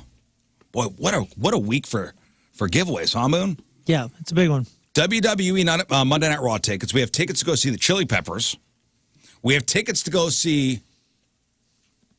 Did they announce the show? I don't think so. Am I supposed to be saying that? I wouldn't say that yet. Wait a say that minute. yet. Wait, The last one. This one. yeah, we've announced that. You sure? We have? Hang Yeah, on. because we said we were all going. No, I don't know if we've announced that yet. I know we do have a concert announcement to make it 9 o'clock We today. do. Let me. No, I promise that Wait, is let me announced. see. I've already RSVP'd on Facebook. Are that you I'm sure? going. Yeah, man. Hang on. What's the date on that? It doesn't say that there's... Don't say the date. Never mind. No, we did announce this because we were all like, what? No, I don't know. Okay, well, I'm I either don't know. having a fever dream or... We announced Neil Diamond, dude. We did it. We got our tickets. Okay, it's on the website. Go for it. Okay, Yeah. Limp Bizkit. I- I wasn't sure if we announced that show. There's so many good shows coming to town that it's hard to keep them all straight. And this concert announcement at 9 o'clock is there's a band on this bill I've been wanting to see for a while, and I'm so freaking jacked they're coming to I've town. seen every band on this bill except for one of these people coming up on the announcement we're going to make at 9 o'clock today. I've seen everybody but the band I'm talking about. Oh, it's so This good. is I'm actually excited for this one, too. All right, so we got Limp Bizkit tickets. They'll be at the amphitheater on July 18th. And we have tickets for the Mother of All shows, which, by the way, now sold out. No. Congratulations. Riz Show Live, yes. Thank you, guys. A complete and utter sellout. Yes. Thank you guys for buying tickets. And it was, the show really went an official sellout Saturday morning. Mm-hmm. But They released 20 more tickets randomly after they sold out. Because I was texting with our marketing guy, Matthew, and I'm like, hey, is this sold out? Because I wanted to share on Yeah. social. And he's like, wait, there's going to be another little surge of tickets that are going to come out. And there was actually a listener who had emailed me and was like, oh my God, it's already sold out. I'm so bummed. And I immediately hit him up. I'm like, go. And he got tickets. yeah. Oh, So- nice. Well, because I was looking at Friday night because I was trying to monitor all day. And the pageant, I mean, it's the biggest venue we've had for Riz Show Live. So, listen, I'm kind of nervous. And there was like 6 handicap seats, like individual handicap seats left on Friday night. And by Saturday morning, went clean. Good. So thank you guys very much. Now it's on us, guys. Now it's on us to entertain. We got the audience. Now it's on us. It's going to be a good Pressure's night. on, guys. Pressure's on. March 2nd, the pageant, Riz Show Live, presented by Yingling. Sold out. We will have your tickets to give away this week. We'll give away some tickets today with 3 and 5. That's the big one, guys. We did it. Sold it out. Again, now it's on us to perform and entertain. People spend their hard-earned money getting babysitters. Yeah, there's an obligation we have. Yeah. And these were like $600 tickets, $600 right? bucks a piece. Yeah. Crazy. So this is Crazy. Cool. All right, today is January the 29th. Back in the day, 88 years ago, 1936, the first 5 players were elected to the Baseball Hall of Fame. In order of the number of votes they received, they were Ty Cobb, Babe Ruth, Honus Wagner, Christy Mathewson, and Walter Johnson. 45 years ago, 1979, a San Diego teenager shot and killed 2 people and wounded 9 kids at the elementary school across the street from her house. When asked why she did it, she says, "I don't like Mondays." And that tragedy is what inspired the Boomtown Rats song, "I Don't Like Mondays." 28 years ago, 1996, Garth Brooks was a triple winner at the 23rd Annual American Music Awards, which was hosted by Jeff Foxworthy and Sinbad. Now, the story there is, but when he was named Favorite Artist of the Year, Garth Brooks politely left the trophy on the podium, saying the other nominees deserved the award more. I think he really meant, and came out later, that Hootie and the Blowfish should have won. And Garth thought that. Wow. And he left the award on the podium. 24 years ago, in the year 2000, Dr. Dre puts out Forget About Dre featuring Eminem. 15 years ago, 2009, Illinois Governor Rod Blagojevich impeached, removed from office for corruption. Sweet hair on that guy. Oh, yeah. Like an angel kissed his head. He had Lego hair. He did have Lego man hair. Blago. I think it was our 4th Illinois governor to do some jail time in a very short span. I thought it was a row. was a Yeah, good there was run. the other guy before was Ryan. Ryan, there was a guy before him. Maybe the guy before him. We'll assume. I think there was 4 Illinois governors, maybe in a row, Yikes. that did some jail time. Well, he solicited bribes for political appointments, including Barack Obama's vacant U.S. Senate seat after he was elected president in 2008. 9 years ago, 2015, Suge Knight arrested for murder after a hit and run where he killed a guy with his truck. He pled no contest manslaughter, got 28 years in prison for it. And 5 years ago today, in 2019, the Jussie Smollett incident, where he alleged that he was the victim of a hate crime after being attacked by men wearing MAGA hats in Chicago. Jury recently determined that, yep, he lied. And that's what happened back in the day. All right, time to find. Yes? It's 4 out of the last 10. 4 out of the last 10. Blago, George Ryan, Daniel Walker in 87, and Otto Kerner in the 70s. Did you say they had 2 that were acquitted in trial? Oh, and 2 were acquitted in trial. That's a good run, man. It's a good Shout out to run. Illinois. 6 out of 10 prosecuted, 4 convicted. I like it. All right, time to find out what's going on in the world of music and entertainment with your crap on celebrities. And it's brought to you by Bright House Plumbing. Call the best. Flush the rest. BrightHouseCo.com, 636-600-0188. Sleep Token will be here at the factory on May 10th, and it went on sale last week, Friday. And it sold out immediately. However, if you didn't get the pre-sale code last week, that's because promoter AEG sent it out a day late. Whoops. They have now apologized to the fan base after sending the pre-sale code for the band's upcoming tour a day late.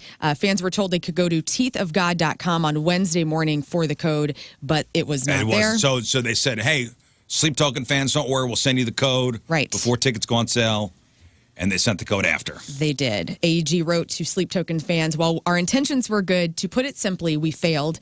Our emails and sale codes were sent out on time, yet delivered to you late. And while there are many reasons for that, there's no excuse. We let Sleep Token and you down. Since discovering the malfunctions, we have now worked to provide codes to every fan that has contacted us. More importantly, we let you down, and more importantly, we let Sleep Token down. They're very disappointed. And, they're very disappointed. Wait till your father gets home. So Sleep Token, they're playing kind of medium-sized venues. They're not playing arenas. Yeah, not yet. They could play I arenas. guess so, because this tour sold out Immediately. I don't really know much about these guys. They wear masks? They do wear masks. Yes. It's like The Weeknd, but metal. That's how I've always, when I listen. Metal Weekend. The Metal Weekend. I know we play them here on The Point. I know they're quite popular. It's kind of sexy metal. Sexy metal. That's the best kind of metal. Oh, yeah. Green Day's Saviors will debut at number 4 on the Billboard 200 this week. Billboard notes that it comes 2 weeks shy of the 30th anniversary of Dookie, becoming the band's first album chart entry. Last week, Saviors debuted at number 1 on the UK album chart, their 5th chart topper there. So congrats to Green Day. The Sleep Token stuff, man, is like it's a demon singing about love. Yeah. And you're horny while listening to A it. demon singing about love. Yeah, basically. Okay. Okay. Would I like it? No. Okay. You All right, you yeah. like some of the grooves, some of the riffs, and then you go, All right. okay. I like it. Oh yeah, I do too. That one record is Where are they playing here? The Factory. Factory. amazing. Okay. U2 is going to perform at the Grammys from Las Vegas from the Sphere, which is pretty cool, making it the first performance broadcast from that one-of-a-kind venue. We don't know if it's going to be live or pre-recorded since they will be off that night in their residency. The Grammys will be held February 4th and air live on CBS. And I didn't know this, Moon, you probably did. U2 has won 22 Grammys, more than any other group. Isn't that incredible? You too? U2. Deserved. Not bad. Not bad. And what is it like? Led Zeppelin has won none? Had Probably. won none? Wild. I've been to multiple U2 shows with people that don't know anything about U2 or don't care about U2, and they always leave going, "Holy cow, that band is amazing!" They are amazing. And that is that's a testament to not just the songs and the hits and the singles that people recognize, but like it's just a great multimedia band. It's just a wonderful performance. All right, musicians who have never won a Grammy. Tupac, Demi Lovato, Jonas Brothers, Miley Cyrus, Jennifer Lopez. ABBA never won a Grammy. What? Katy Perry, Blake Shelton, I haven't won a Grammy. Selena Gomez, You haven't won a Machine Grammy. Gun Kelly, None of this is surprising. Bjork, Give me like a classic. Nicki rock. Minaj, Snoop Dogg, That's surprising. Tupac and Snoop are surprising. Jimi Bjork. Hendrix, That's surprising. Diana Ross, We didn't have time. Robert Marley, otherwise known as Bob Marley. Queen, His kids have won, I think, though. Queen, never won a Grammy. Interesting. Backstreet Boys, all travesty. Guys, we're going to be talking about some sex toys here in a little bit. Yes. But let me just tell you this. AMC Theaters created a special popcorn bucket to celebrate the upcoming release of Dune 2. And this thing looks like With a a hole in really the bottom? scary fleshlight. No, it's not about a hole in the bottom. It's about the top. All right. The bucket has a plastic cover that's supposed to look like the mouth of a sandworm, which is the creature from the movies Dune. And one. Can you pull me up a picture of this? One AMC employee tweeted out, quote, "Another day working at the multiplex. Everyone keeps asking me if they can have sex with the Dune 2 popcorn bucket. Buddy, this is an AMC. Of course you can have sex with that popcorn bucket," end quote. So this is the AMC Dune popcorn bucket. This thing is gonna get you come in randy. handy. Oh, yeah. Load it up on extra butter. Can you find a bone? I'm finding it. So you said it looks like what? It looks like a sandworm. Well, it's supposed to look like a sandworm, but it looks more like a. Fleshlight. It's supposed to look like a Shai Hulud. Oh, it looks like a fleshlight. Yep. So if you want to have sex with your popcorn bucket, Go there right it is. ahead. Sandworm is from Beetlejuice. Shai Hulud is from Dune. Oh, Who? pardon me. Well, You better Shai watch your Hulud. language. I don't have the jargon. Come on, looks man. like the ball washer. What brush did you at, never golf read course. any of it, or did you never see the original with Sting? I don't think I did. Oh, the original is awesome. You know, that looks like a paw washer. You put your dog's paw in there, Yeah. Yeah, we have one of those. or the opening of a fleshlight. Which Lots of also paws looks are very getting dirty. washed at AMC Theaters with Did this you see thing. the new one? The No, other I new didn't. one? Oh, dude, I think I would like It's it. great. It's great. I loved it. Yeah. So Pete Davidson, we talked about this last year, is part of this biopic about the Ramones. And Johnny Ramone's estate has filed a suit now that could put Pete Davidson's biopic in jeopardy. Johnny Ramone's widow, Linda, claims that Joey Ramone's brother, Mickey Lee, covertly developed an unapproved and unauthorized Ramones-based biopic based on his own one-sided recitation to the history of the Ramones, which is the source of the material for the Netflix film. I'm really bummed about this because I was looking forward to this, and I don't want it to be held up, but I also don't want it to be one-sided, so I understand. You also don't want it to be one of those movies where they're not allowed to use Ramones music. Yeah. Oh, my gosh, that would be so bad if they can't. That sucks. So they might as well not make it. Joey Ramone's brother and then Johnny Ramone's widow, they are the people that are in control of the Ramones legacy, essentially. And so her attorney says that Ms. Ramone objects to the defendant's attempt to create a Ramones film without her involvement, not to be obstinate, but to rather based on the defendant's disregard for Ramone's assets and their conduct and treatment of Ms. Ramone and her late husband. And she alleges that Mickey is essentially trying to force her out of all decisions related to her late husband's band. So we'll see how that goes. This is going to, I want to get your take on this. So Alyssa Milano's under fire. You know, you mean from Who's the Boss? Samantha? Samantha, yeah. Samantha? She started a GoFundMe to raise money for her trip, or her son's baseball trip. Okay, so he's on a team, and she says, my son's baseball team is raising money for their Cooperstown trip. Any amount would be so greatly appreciated. Now, people obviously upset because she's so wealthy, arguing why wouldn't she just provide for the team? So then she had to follow up and say, look, I'm getting media inquiries about whether I financially contributed to my son's baseball team. I've paid for uniforms for the entire team and coaches, thrown birthday parties, and sponsor any kid who can't afford monthly dues. Well, that's not enough. The kids also do fundraising themselves, like car washes, movie nights, etc. She says, thanks to everybody who contributed. They had a goal for the team for $10,000, and they're up to $11,000, so they made their goal. But how do you feel about this? You think that's okay for millionaires to do this? She's very vocal on social media about various social issues, so she kind of opens herself up to criticism. Yeah, but this has nothing to do with social issues. No, I know, but I'm just saying she's already out there. Trolls are going to come for her. Trolls are going to come for her, exactly. But no, think about not just her. Millionaires, celebrities in general, they have kids in nice schools. They're maybe part of more wealthy kids on the teams that they're on. Maybe. Can a celebrity parent share out a GoFundMe and use their platform? I'm sure she's donated to her this GoFundMe. You know, if there's a GoFundMe for somebody's medical expenses. Right. And, when was the last one? Like, I think it was it Bill Burr donated a certain amount of money? Like, what did you pay for the whole thing? Yeah, dude. You don't know anything about Bill Burr or his finances or what he's giving or any of that kind of stuff. Yeah, Bill Burr posted Kenny DeForest, R.I.P., GoFundMe, like to help get the word out, and all it was just trolls. Like, it's awful. You're Bill Burr. Why don't you just pay his bills? And he's like, or you think he really didn't donate before? Right. I think he put like 10 grand in. But even still, somebody would say 10 grand's not enough. Well, I mean, yeah, but how many causes? Then where's the line on? You know what I mean? Like, if someone's nobody knows anything about what he's using your platform to like get the word out, and it's not like Alyssa Milano's kids are going to an inner city public school. I highly doubt they're going to Crenshaw. You know, I'm sure she lives in a nice neighborhood, and there's other wealthy parents in the school. Like, yeah, they all could kick in, but at the same time, it's still a school. We also live in a weird time where people are, grocery bills are high. Sure. People are struggling to pay bills. Right. Yeah. And they see a rich person asking for money. I get Yeah, that. but what if the kids were also wanting to do something fun like that, and it was one of their ideas, and they're like, yeah, let's do it. Well, it's also people assuming, this is a team thing. There's how many kids on a baseball team? 15 kids? Yeah. And so she's trying to help the baseball team by using her social media platform to say, hey, donate to my kids. Or don't. You don't have to. She's just saying, hey, I got a platform. People right now Let me see if anybody I can. understand. Just putting it out there. Listen, it's silly that somebody would criticize her for it, but I understand that people don't want to see a rich person right now begging for money. Yeah, but there's also just like a thing where, you can do no right. You know what I mean? Exactly. You can't. When people are like in a certain position, they just want to see everybody else burn. Right.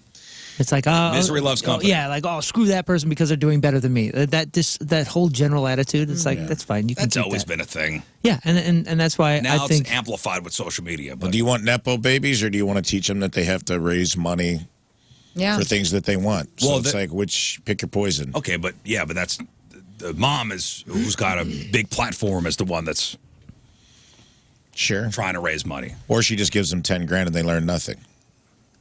Yeah, her husband's like a big, right? Yeah, he was like pretty wealthy as well. Pretty wealthy guy. Doesn't he? He like runs an agency or something. Yeah. Vince McMahon has resigned as TKO executive chairman and from his position on the board of directors after a former WWE employee accused him of sexual assault and sex trafficking. We talked about this at length last week. Several graphic texts between the two were shared online with McMahon asking for sexual acts. 24 hours after those accusations were made public, McMahon said, "I stand by my prior statement that Miss Grant's lawsuit is replete with lies, obscene, made-up instances that never occurred, and is vindictive distortion of the truth.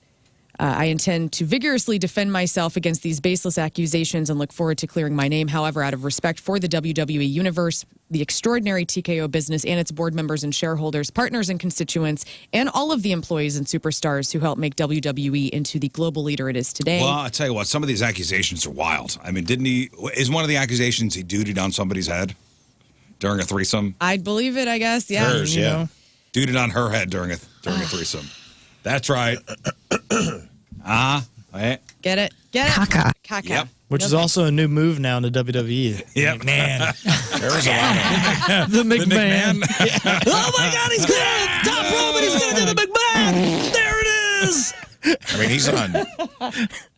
he's got some serious charges, man. Oh, yeah.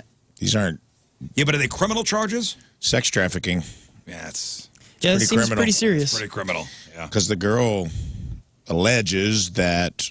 Well, the thing I read, she alleged that not only did he built a contract for her, but that was based on like sexual, basically her being his sexual concubine, and created a position, paid her $75,000 a year, but then like gave her to other wrestlers, like was like letting other people have sex with her and like coercing her into it and all kinds of crazy stuff, man.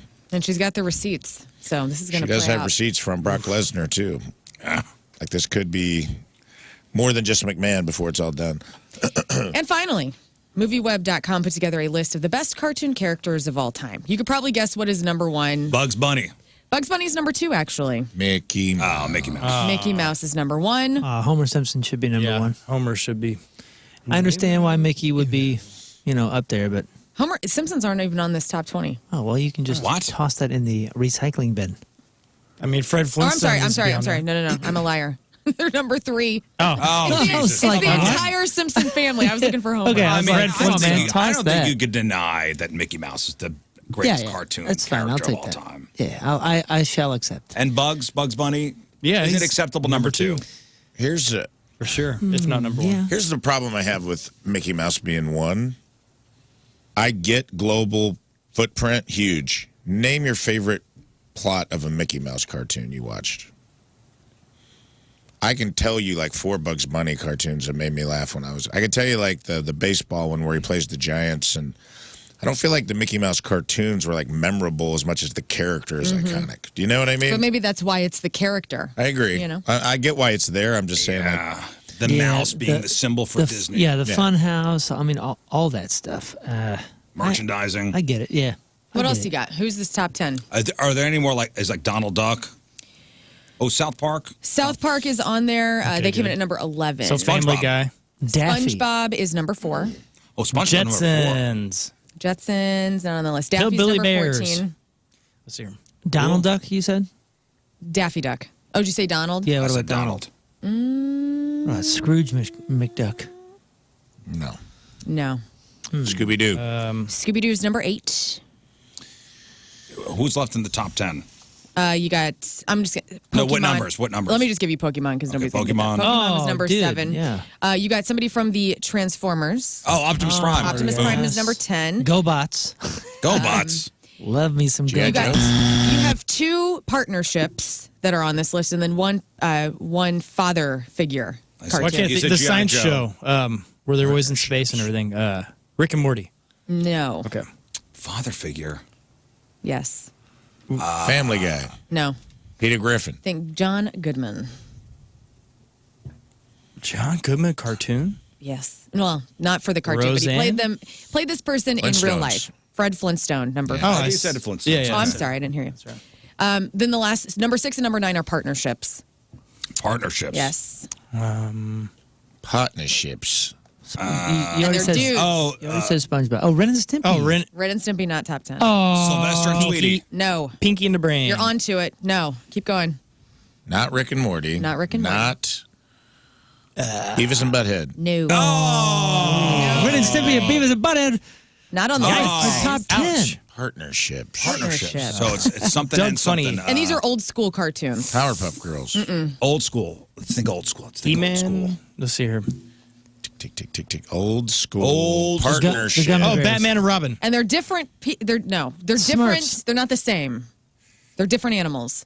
Oh, Tom and Jerry. Tom and Jerry. Tom and Jerry. Number Tom and Jerry. 6. Timon and Pumbaa. And then the last one is a person and an animal. Yogi Bear. Garfield.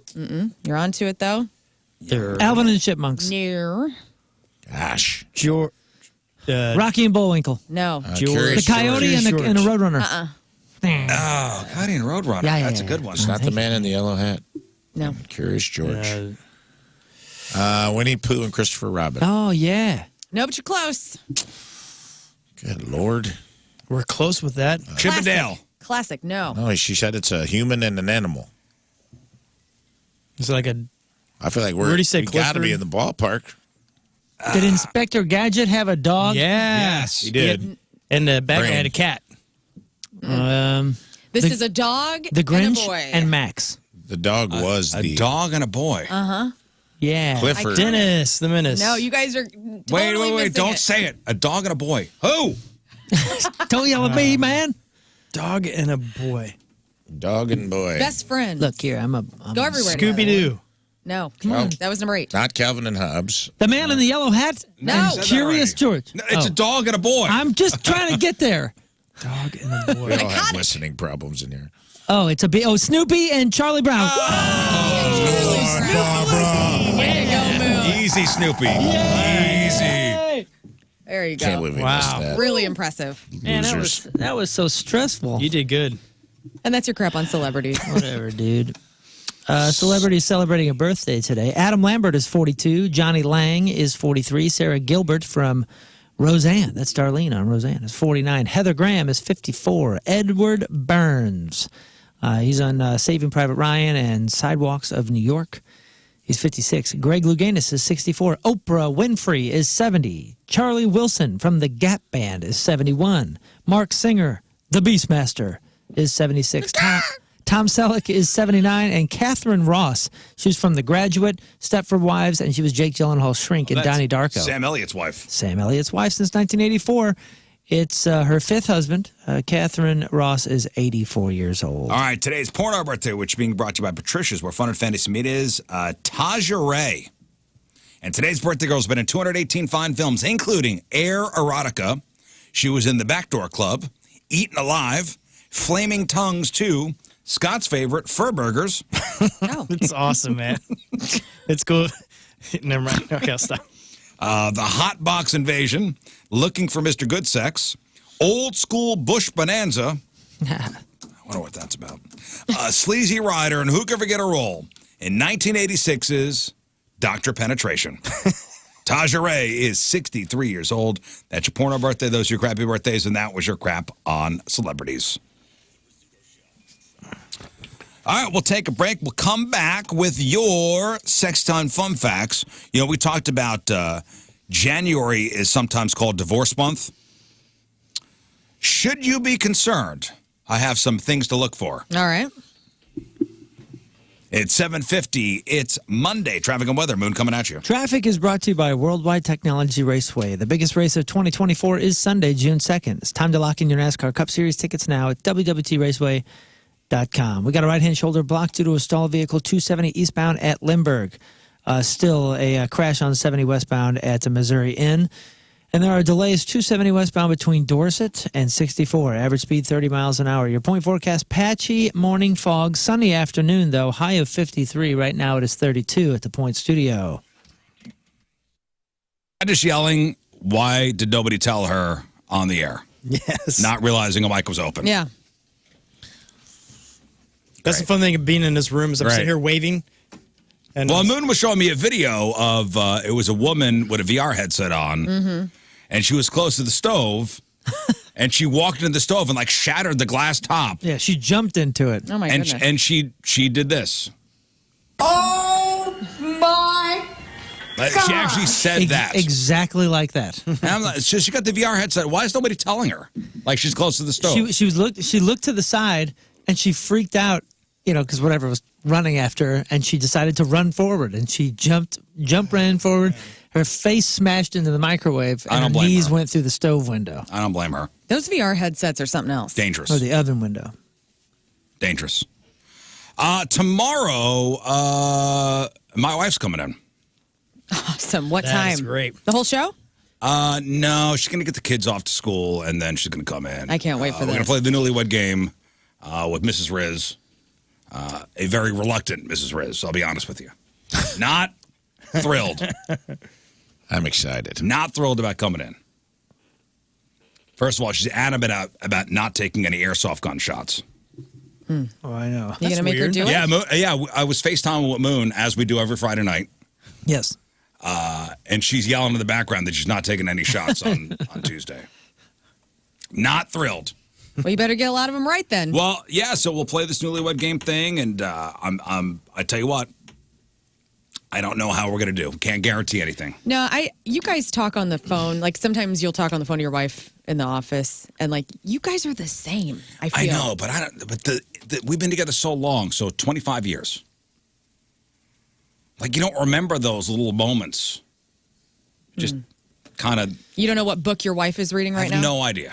It's a book on quantum You physics. guys better study up then. Well, how can you study? You have to do. I did this when Tim came in. You have to say, "Hey, tomorrow if they ask us what topping do you want on the pizza, what are you going to say?" You have to talk to your wife. We're about going these in things. blind. Oh boy. Yeah, man. That's just the go. best We're way just to do going it. in blind. Mistake. be And honest. you're after us, Have Scott, fun. by the way. So you better get your wife ready. Alrighty. We won't get anything wrong, though. We'll get it all right. Yeah. Man. What's the max you can get shot on this? Isn't it like 5 or something? 5. Yeah, I think it's 5. Riz. Pop. Ouch, ouch, Pop, pop. ouch. Listen, as a gentleman, You'll take them all. I'll take them all for her. That is so cool. Oh. Is that right? That's not what you said when we were FaceTiming. Yeah. You screamed down the stairs and you said, "You'll take it and you'll like it." I did say that. And then when we got off the FaceTime, she threw me down the stairs. So, I can't wait.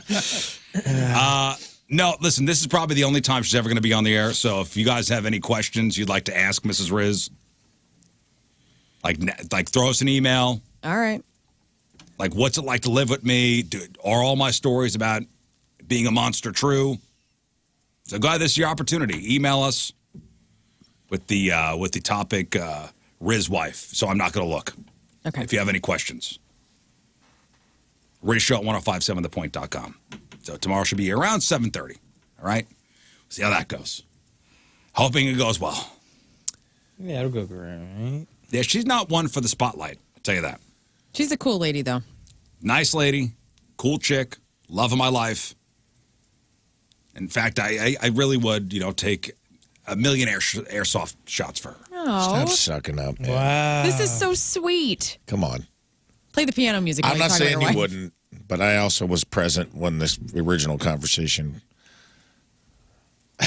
You were really trying to sell her on taking some airsoft shots. Mr. Not buying it. Mr. Lay she my wasn't- coat she over a wasn't- puddle. She wasn't going for it. Listen, we'll play it out. We'll see what happens tomorrow. Okay? All right, let's do this.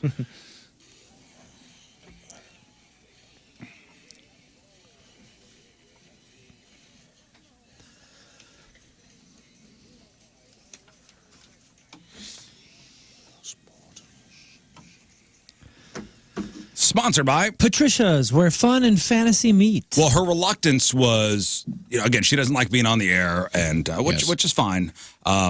She's like, nobody wants that. I said, I'm telling you, we get a couple emails every day. Constant. I'm glad that we're doing it so we don't have to read those emails. Like there was even one that came over on Sunday, like yesterday, and I was like, see? Mm-hmm. She goes, people are nuts. I go, yeah, Our people. our people. Thank you all for listening to the Riz Show. Jilted women are definitely the target market here. There's an animal shelter in New Jersey. They're called the Homeward Bound Pet Adoption Agency. They're offering a unique service for Valentine's Day this year. For a $50 donation, they'll name a feral cat after your ex and then neuter it. Oh.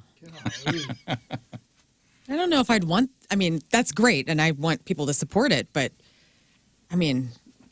Again, jilted women are definitely the target on this one. They'll also spay female cats, but the real appeal is getting to name a cat after a guy you hate and then being able to say you just had his baby makers lopped off.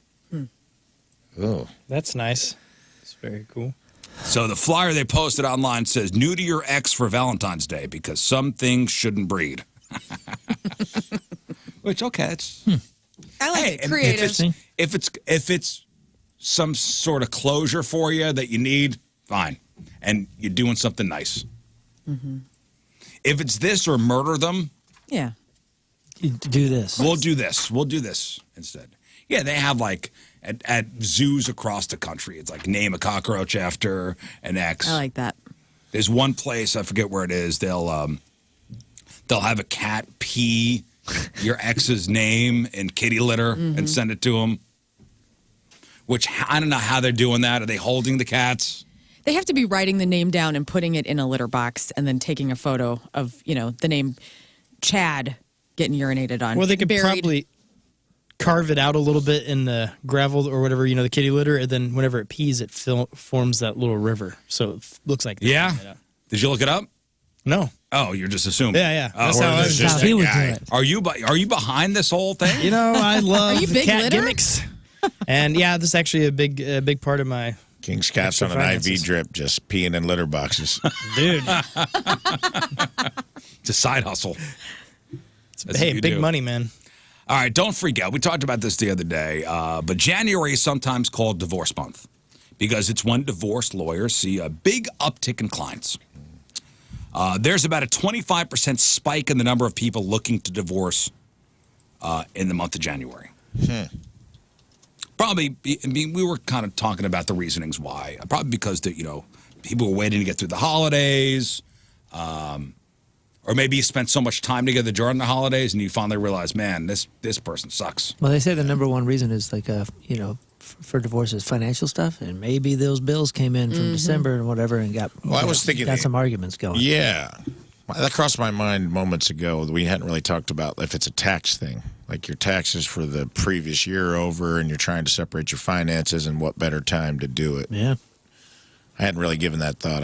I'd kind of put all my chips in on the holiday, getting through the holidays, but I'm like, could be.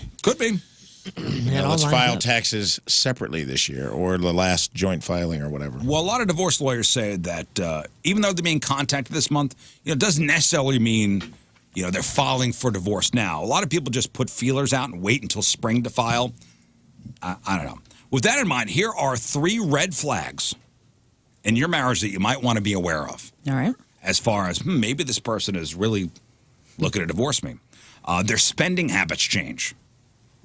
Lawyers do something called a spousal support analysis to figure out alimony, especially if one person brings in most of the money. If their client needs support, they might tell them to go out there and shop more. So it'll look like that's the lifestyle they've become accustomed to. Or if their client wants to avoid paying alimony, they might tell them to stop spending so much. So watch out for spending habit changes. Number 2, makeovers, or suddenly hitting the gym a lot more. It could be a sign of infidelity or getting ready to jump back into the dating pool. But be careful with that one because, it might be just a New Year's resolution thing. Or they just might want to get healthy. Crazy.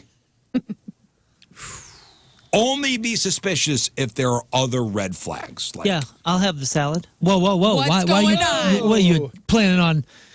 Banging the neighbor? Are you banging the neighbor? I just really like ranch dressing. Are you banging the neighbor?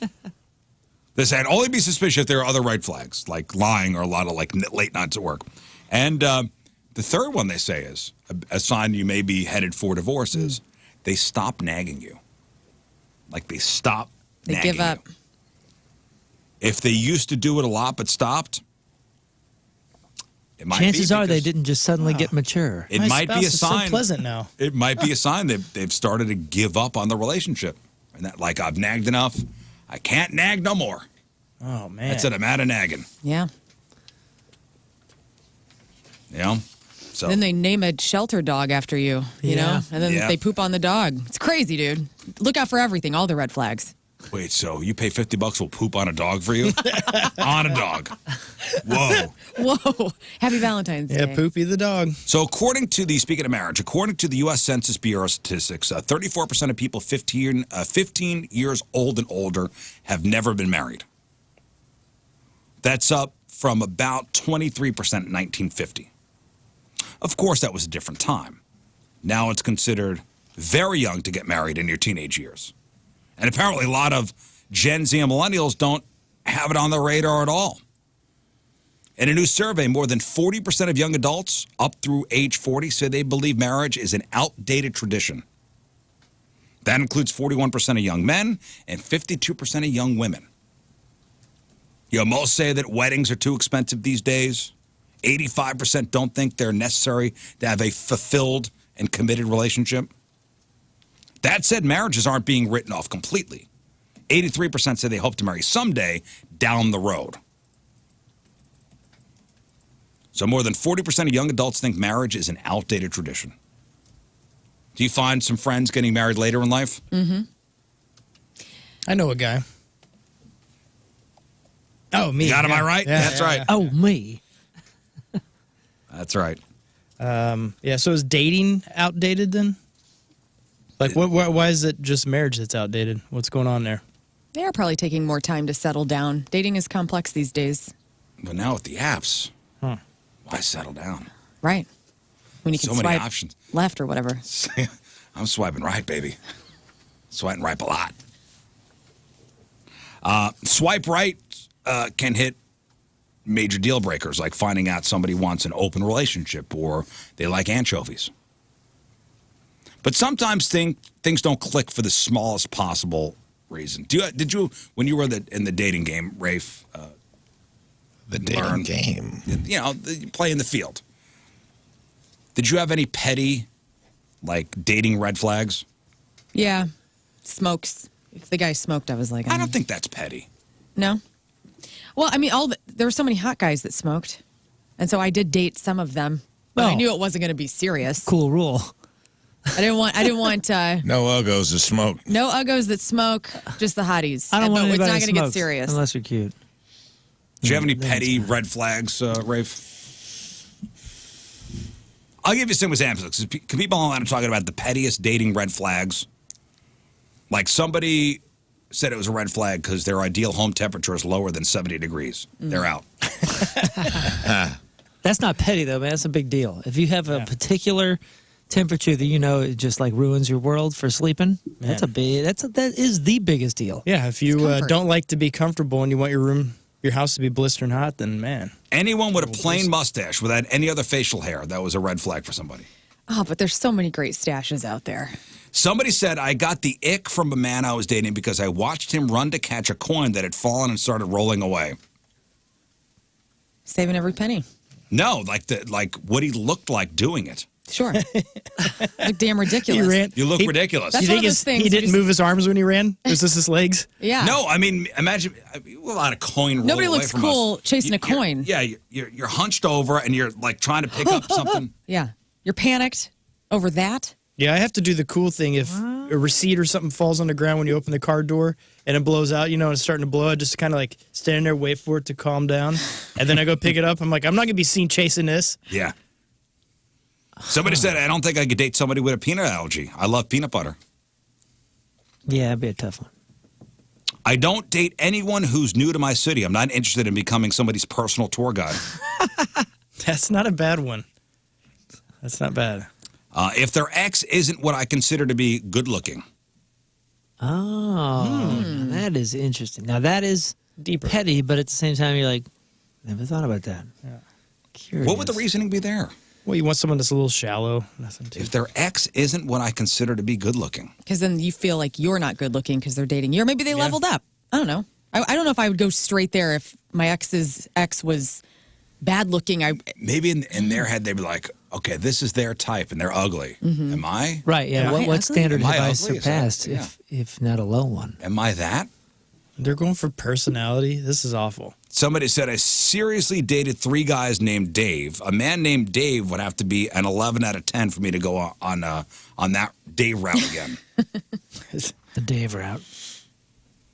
Bad music taste, because when they give me compliments, I'd think, but your taste is terrible. Or you'd have to sit through all that crappy music. That would suck. Socks with sandals are my pettiest, but most strictly enforced deal breaker. I guess I'm out. That's yours? No. That's what somebody wrote. Oh, Socks with sandals. that's a big one.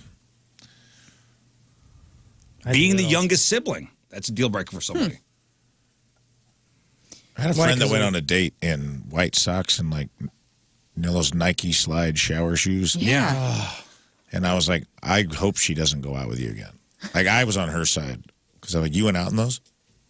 It's a bold move. With socks on? First He date. thinks it's cool. He wears them out all the time. He's like, this is fine footwear. And I'm like, it is not Only okay, man. You're wearing for Adam Sandler. You can't run anywhere. kind of have like the little, knobs in them and they Velcro over the top where you slide your foot in them. Yeah, those are like shower shoes for, Agreed. for workout And clothes. Come on. I had a buddy that would wear them out on a date. God forbid something happens. You need to Come on, run. man. My God, You where are can't going? run with those on. I mean, just the You're at look the of it coffee alone. shop. Yeah, coin rolls down What's the happening there? street. You got to be able to run after your coins. No, seriously. I in case I need to sprint.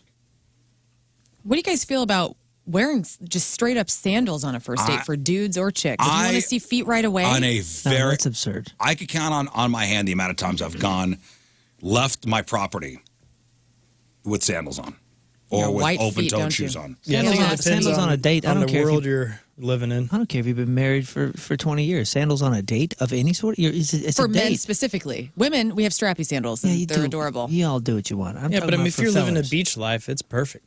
Well, yeah, We're not okay, living the if beach we're, life. If we're going to the hangout in Gulf Shores, fine, wear your flip-flops. Yeah, you're on vacation. I want to know about that funky yellow toenail before I dive into you. No, but okay? seriously, if a guy showed up, I do. like we're going out to dinner and you're wearing flip-flops, The dude is. yeah. Yeah, well, I mean, He better have some good-looking feet. Is what I'm saying to you right but now. you just don't care. You're just showing that you don't care. What else don't you care about? But if it's summertime and you got nice man feet, What are Bring you 'em talking? out. We're talking about a date. You're going to throw your toes out there? it's Come on, coffee man. on a patio. Be a gentleman. A date. Well, I thought we were talking about dates here, like Well, a date like a is dinner like date. a coffee patio date. That's where my brain went. Oh, yeah. Like If the it's first date where it's nighttime- not as serious. Does Tim wear sandals out? Summertime, yeah, he'll get his man feet out. He's got nice looking feet. Yeah, but that's fine. But if you guys are like, hey, let's go on a date, he's not flip flopping. He's not, but Tim is strange in the way that he will not take his shoes off for many hours after coming home from work, and I get a little aggravated because just relax. I feel like if you don't take your shoes off, you're not fully relaxed yet. Am I wrong? Jake is asking, Riz, when was the last time you had a sprint? I don't know. But if I need to, Yeah, that's I not the want to be point. ready. Yeah. When's the last time I got in a knife fight? It's been a long, long time. But if I- I'm prepared if it happens. If it happens, I'm ready to go. Rafe, when was the last time you sprinted? Pretty recently. Why? Why did I? I think I raced somebody. What? Why? Prove a point. I was dared. Prove a point. What was I running for? You run at the gym, right? So I mean, I run, but that's on an elliptical or a treadmill. But I actually sprinted. It might have been during a commercial, actually, that I needed to sprint. Okay, that was across for the work. parking lot. Okay, sprinting for But work. I had to do it. And trust me, you don't want to sprint for the first time in your 40s in a while in front of a whole camera crew. Yeah, with flip-flops on? You found out a lot about it, about yourself. I didn't do it in flip-flops, thank God. Somebody said they wouldn't date somebody who likes reality TV, watching it on occasion because your multitasking is fine. But if you know everybody's backstories and timelines, that's a no for me. And somebody said a red flag. I don't know if this is petty or not, if they have a best friend of the opposite sex. yeah, I can see that being a big one. Match.com just dropped their annual Singles in America study that looked at the state of dating in 2024. So this is the 13th year they've done it. Now, the stat everybody's talking about this time is 31% of singles have explored consensual non-monogamy, a.k.a. you get to sleep around. Only 49% said a traditional two-person relationship is their ideal scenario right now. Now, that said, 79% of singles, 83% of Gen Zers think they could still have a lifelong marriage. So the institution isn't totally dead. So here are the four most common types of non-monogamous relationships. There's monogamish. Monogamish? Not totally open, but you sometimes get it on with other people. There's polyamory, where your relationship involves three people or more. There's completely open relationships, a committed primary relationship that openly allows romantic and or sexual activity with others, and then there's swinging. You both go out, and you look for other sexual partners together. So here are a couple more stats on what dating is like in 2024. Not everybody wants sex. 21% of singles said they don't want a sexual relationship right now. 1 in 7 online daters are using AI.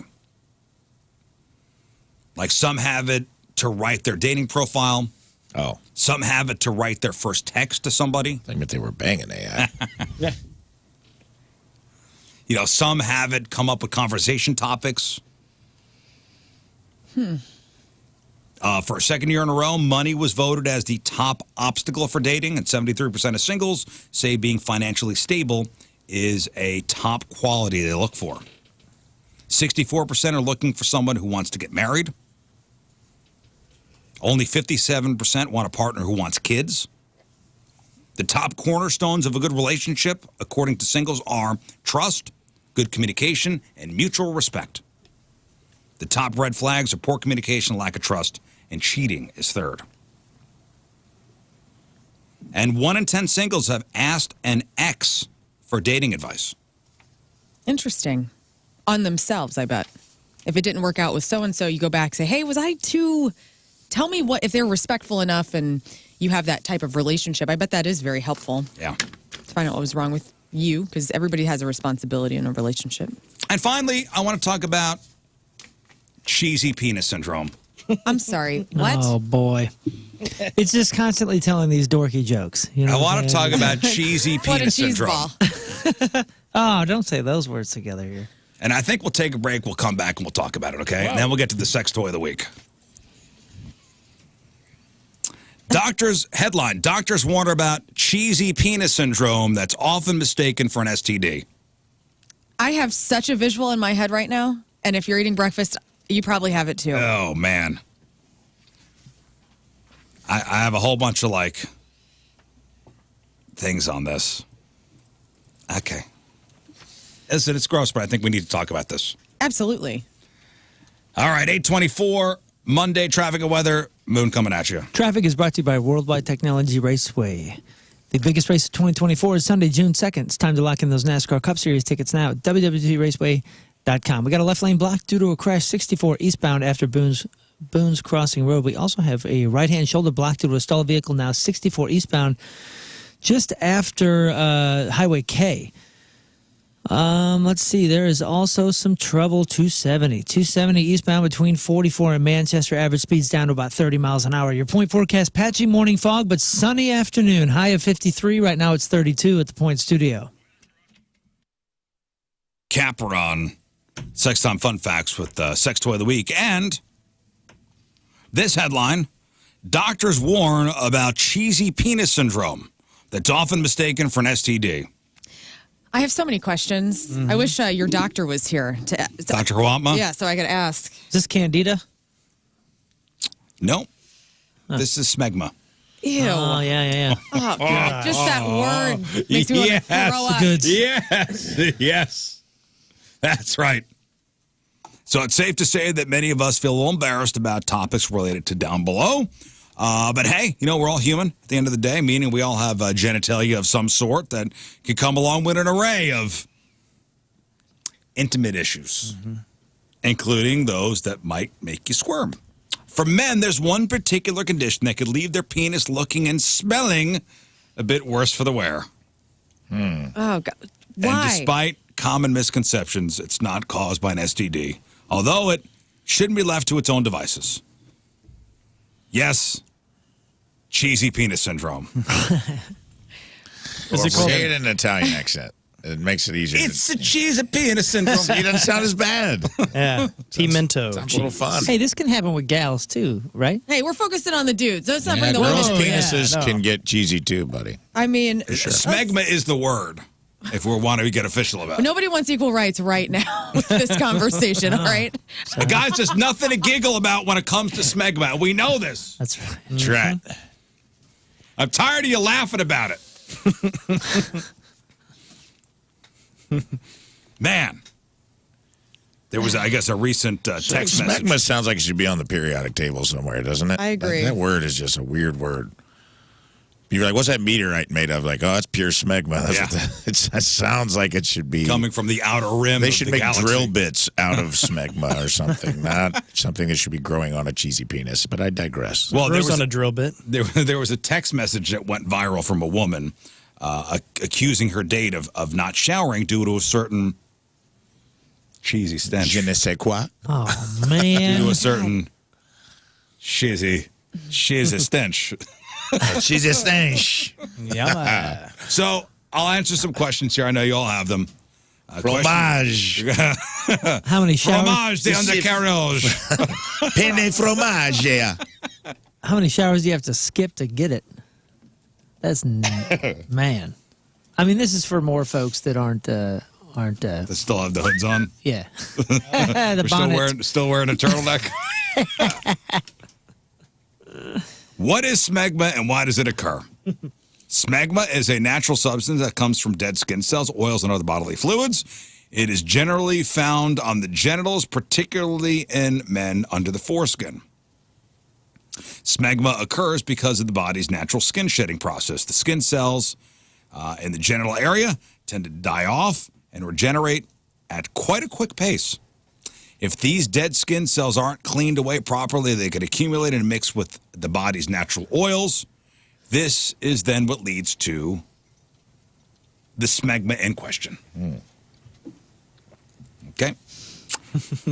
But why, oh why, is it referred to as cheesy penis? Because it looks like cottage cheese. Wait for Lern. Hi. God. And this is from a medical journal. Okay. Well, it has something to do with the smell and appearance. The substance resembles that of cheese, both appearance and stench-wise.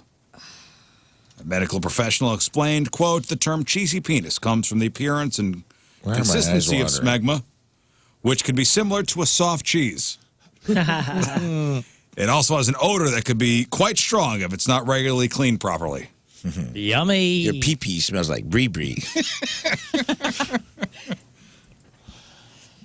It's not an STD, but what health implications can it have? Well, I'm glad you asked, Scott. Yes. Yeah, thank you. You're really ruining the charcuterie board for Super Bowl Sunday. But Yeah. go ahead.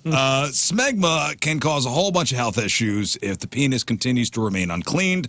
The doctor said that the continual buildup of smegma can cause an infection and inflammation, including something where the penis becomes red and swollen. Cute. And what should a man do to prevent it? Well, cleaning the genital area, especially under the foreskin, should be implemented, if not already, into the daily showering routine. Man, Wash yourself, guys. golly. Now we're going to wash our hands. It's as The whole simple as thing. that. It's as simple as that. Just wash yourself. That's it. Yeah. Any other questions? Mm-hmm. Yeah. What does it pair with? A Malbec. A rosé. Okay, good. Ugh. I think that about covers that, right? Yes, I think so. I think Cheesy we're penis covered. syndrome? Yes. Okay, we're covered. All Thank right, you. good, good. Yes.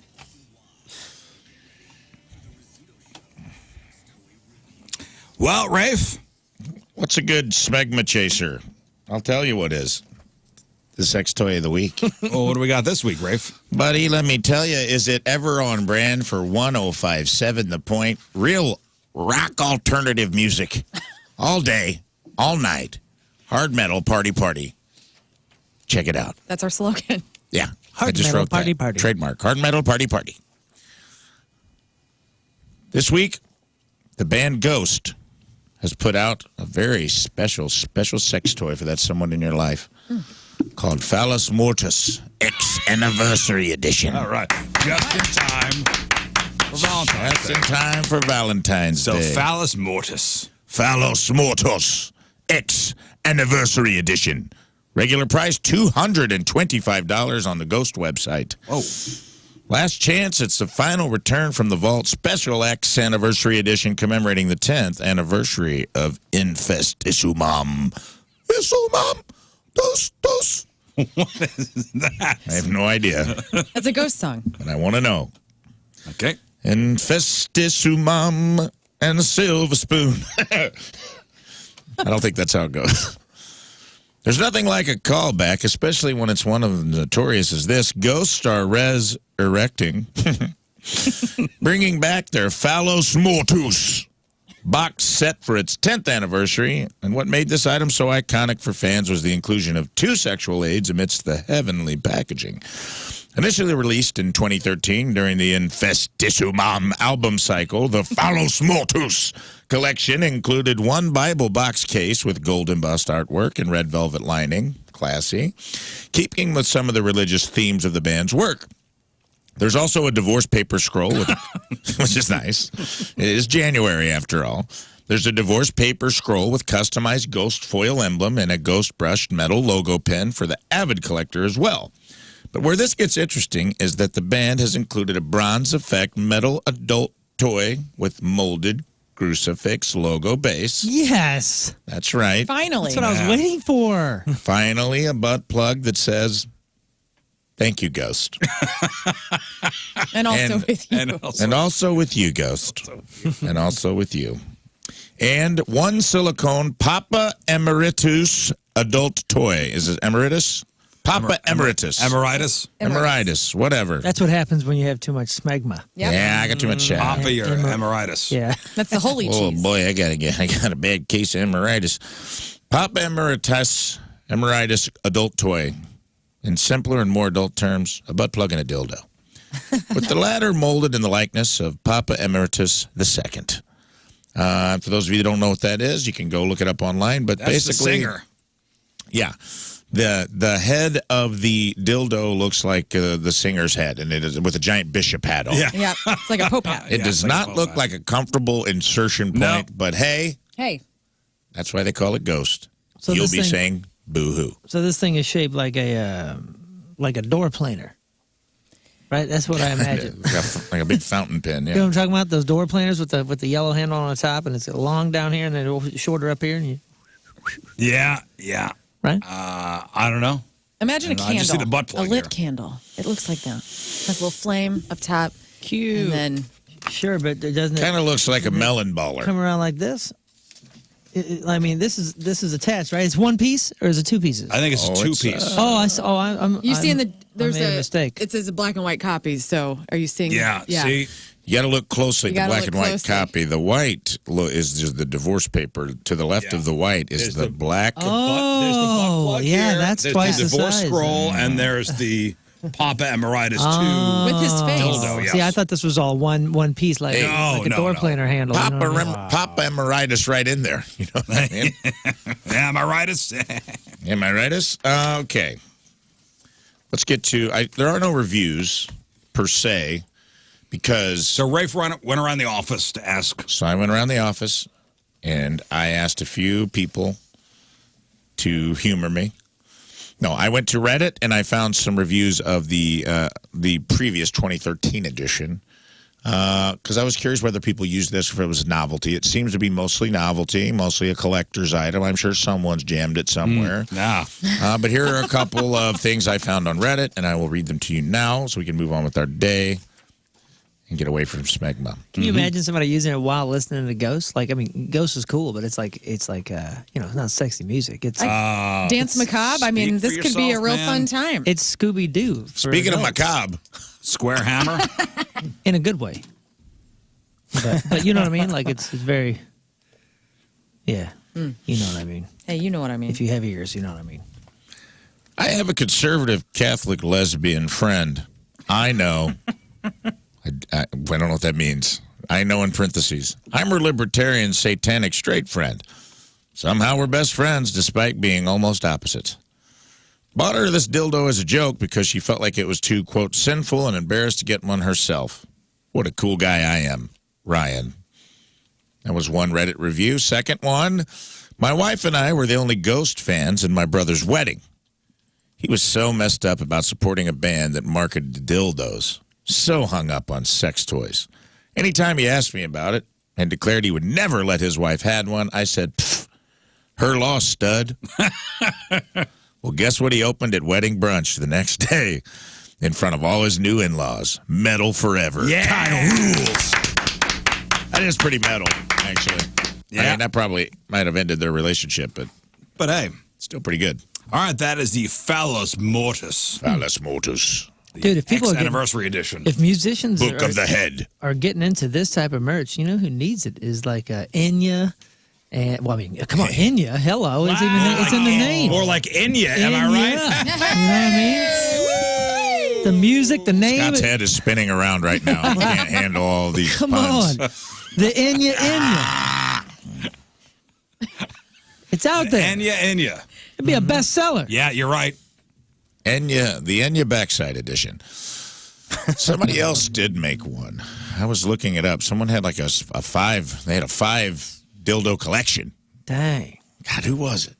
That Was it every person in the band? Come Rammstein. sail away. It was Rammstein. It I was just sent Rammstein. Rafe a list. Rafe, did you see that email I sent over? Rammstein does lend itself to the Yeah. same sort of pun. Rammstein. Yeah, I wouldn't be surprised Yeah. if they had a whole line already. After that one video, remember that one video they put out? Dang. Guar has one. No Yes? Effects has a really funny one. Does Kiss have sex toys? Because if they don't, I'm going to be very surprised. They have to, I'm right? sure. I would think. Huh. Like Gene Simmons' tongue alone could be a great one. Yeah, I would think. Gene Simmons. I would think they would have something like that. Yeah, disappointing that they didn't. Disappointing. Well, anyway, that's a capper on our sex toy of the week. First time fun fact. Hey, you know what today is? Today's a holiday for me. It is Curmudgeon's Day. Yeah, dude. So it's okay to be difficult today. You get so many Right on. days. This is my day, guys. What are you going to do? You going to go complain places? Or I don't know. I may just go to some random place around the area and just complain. Cool. And just act difficult. Hey, man, you just be you know? We all act difficult at times, don't we? Yeah, sure. What makes you cranky? Go ahead, Moon. What makes you cranky? Lack of sleep. Okay. I get really cranky. Dude, okay, I hate to say this, but I'm not sure you guys have ever met me.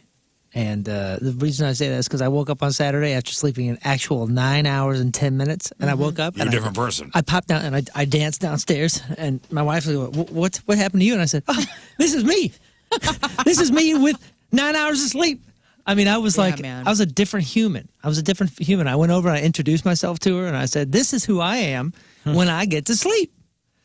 And yeah, lack of sleep makes me cranky, brother. I tell you, for me, it's lack of sleep. It's too many things to list. We're only on till 10.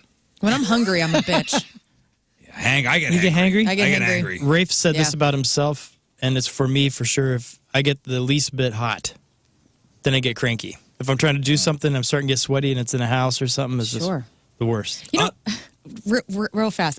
Interesting you talk about this guy because I had like, you know, when you're doing your prayers, you're thinking of people at night or you're just like having thoughts. I was thinking about all you guys on the show and I was thinking about you specifically, Scott. Like, do you get hot with all that hair? Yes. Like, because I get hot because of perimenopause. And I was thinking your hair is triple the size of mine and your neck has to be just blazing hot in summertime. Whenever it's negative degrees, I can put my hair down, and I really don't need a coat. I'll tell you what makes me cranky is unexpected moisture levels.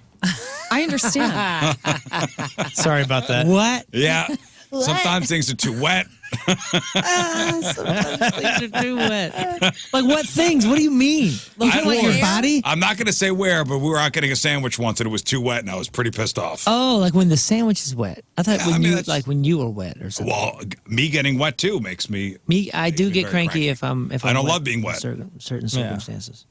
In a Like very going- humid place where if you get outside a swimming pool and you have to go change and it's super humid and the floor in there is this gross. Going swimming is not my number one. Like, that's never going to be my go-to activity. I'm never going to go, hey, you want to go swimming? What if it's at a public pool? I'm never going to be one to say, let's go swimming. That's sad. You gotta go. What do you mean? You don't. I'll go swimming. Right. I'm not going to be the one to suggest that as an So activity. you have to wait till somebody else suggests. it Yeah. to you. All right. And then I'll go Reluctantly. reluctantly, yes. Yes. Rafe, give me something that makes you cranky. I mean, I hate being hot. I don't get cranky over food. I'm trying to think of something that really makes me, really boils my blood. I don't know. I'm a pretty laid back guy. I don't really like. We all can be difficult at times, though. For sure. I'm not trying to make myself into some kind of hero. I just, King Scott kind of said mine already. Like, I don't like being super hot. That'll make me cranky. Like, if I've ever been on a plane where it's really hot, man, the worst. You know, some would say I have a grumpy personality. That's weird. Here's some unexpected facts about, like, a person like me. Okay. Often individuals who seem grumpy or standoffish may simply be introverted. Introverts recharge by spending time on their own, and social interactions can sometimes be draining. Yes. Grumpiness, and I agree with this wholeheartedly, grumpiness could be associated with high intelligence. Several studies have found a possible link between grumpiness and being very smart.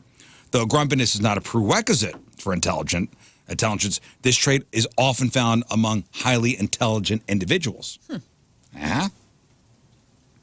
Bad moods can improve judgment. Surprisingly, being in a bad mood can sometimes improve a person's judgment. It could lead to better decision-making by promoting more careful thinking. Yeah.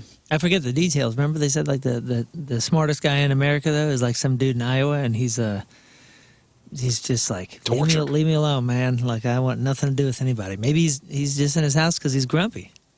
I agree with the decision making though, because whenever I'm in a bad mood or like when I'm hangry, I will get quiet and I think things through Really a little look bit more inward. thoroughly. Yeah.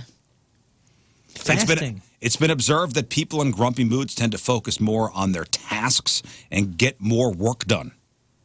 And this could be a coping mechanism to shut out other distractions and help manage their mood. And although grumpy people may not appear so on the surface, they could also be highly empathetic. They may feel others' emotions deeply, which could make them prone to moodiness or irritability. So, hey, be difficult today. Have great. All righty, Today's thank you, for Riz. you, man. We'll just let you be difficult. Hey, you know what? If you want to be, it's our day, guys. Yeah. You know, be a curmudgeon. That's okay. Just today. And then every other day, leave it up to the pros, like myself. Thank you. Cheers for your service. Cheers to us, guys. Cheers. Everybody take a drink. Here we Yeah. go. Except for on the highway today. Don't Yeah, be yeah. grumpy there. Calm down. Maintain low tones. All right, let's take a break. We'll come back. We'll play 3 and 5. We've got some great prizes to give away. Great prizes. We've got WWE Monday Night Raw tickets. We've got Red Hot Chili Pepper tickets. We got Limp Bizkit tickets, and we get tickets for the sold-out Riz Show Live. Which, if you missed the news, Riz Show Live March 2nd over the pageant is sold out. So the only way to get in now is to win your way in. Good luck. So we'll play 3 and 5. So Moon's going to give you a category. You name 3 things in that category within 5 seconds. 2 out of 3 categories right, you win your choice of prizes. No ums or ahs to start your answer.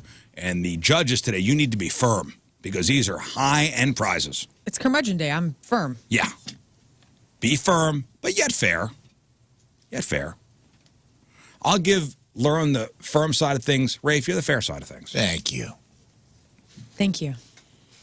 All right, if you want to play 314-624-3833 or 618-398-3833. 3 and 5 is next, and a concert announcement. you have something, Rafe? Oh. I'm just pumped. Yeah, me too, man. This concert announcement's pretty big. I'm very excited. It's on a Sunday, Oh, is it really? I didn't look. but it's one of those shows that you're going to go, I'm going no matter what day Oh, it's that's on. right, a Sunday. Regardless of the day. Yeah, but is that Memorial Day weekend? I hope so.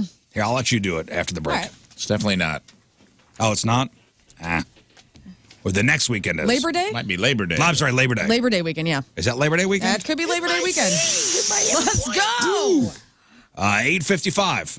Monday, traffic and weather, Moon coming at you. Traffic is brought to you by Worldwide Technology Raceway. The biggest race of 2024 is Sunday, June 2nd. It's time to lock in your NASCAR Cup Series tickets now at www.raceway.com. We have delays 64 eastbound between 170 and McCausland. Average speed down to 20 miles an hour. Your point forecast, patchy morning fog, a sunny afternoon. High of 53 right now. It's 32 at the Point Studio.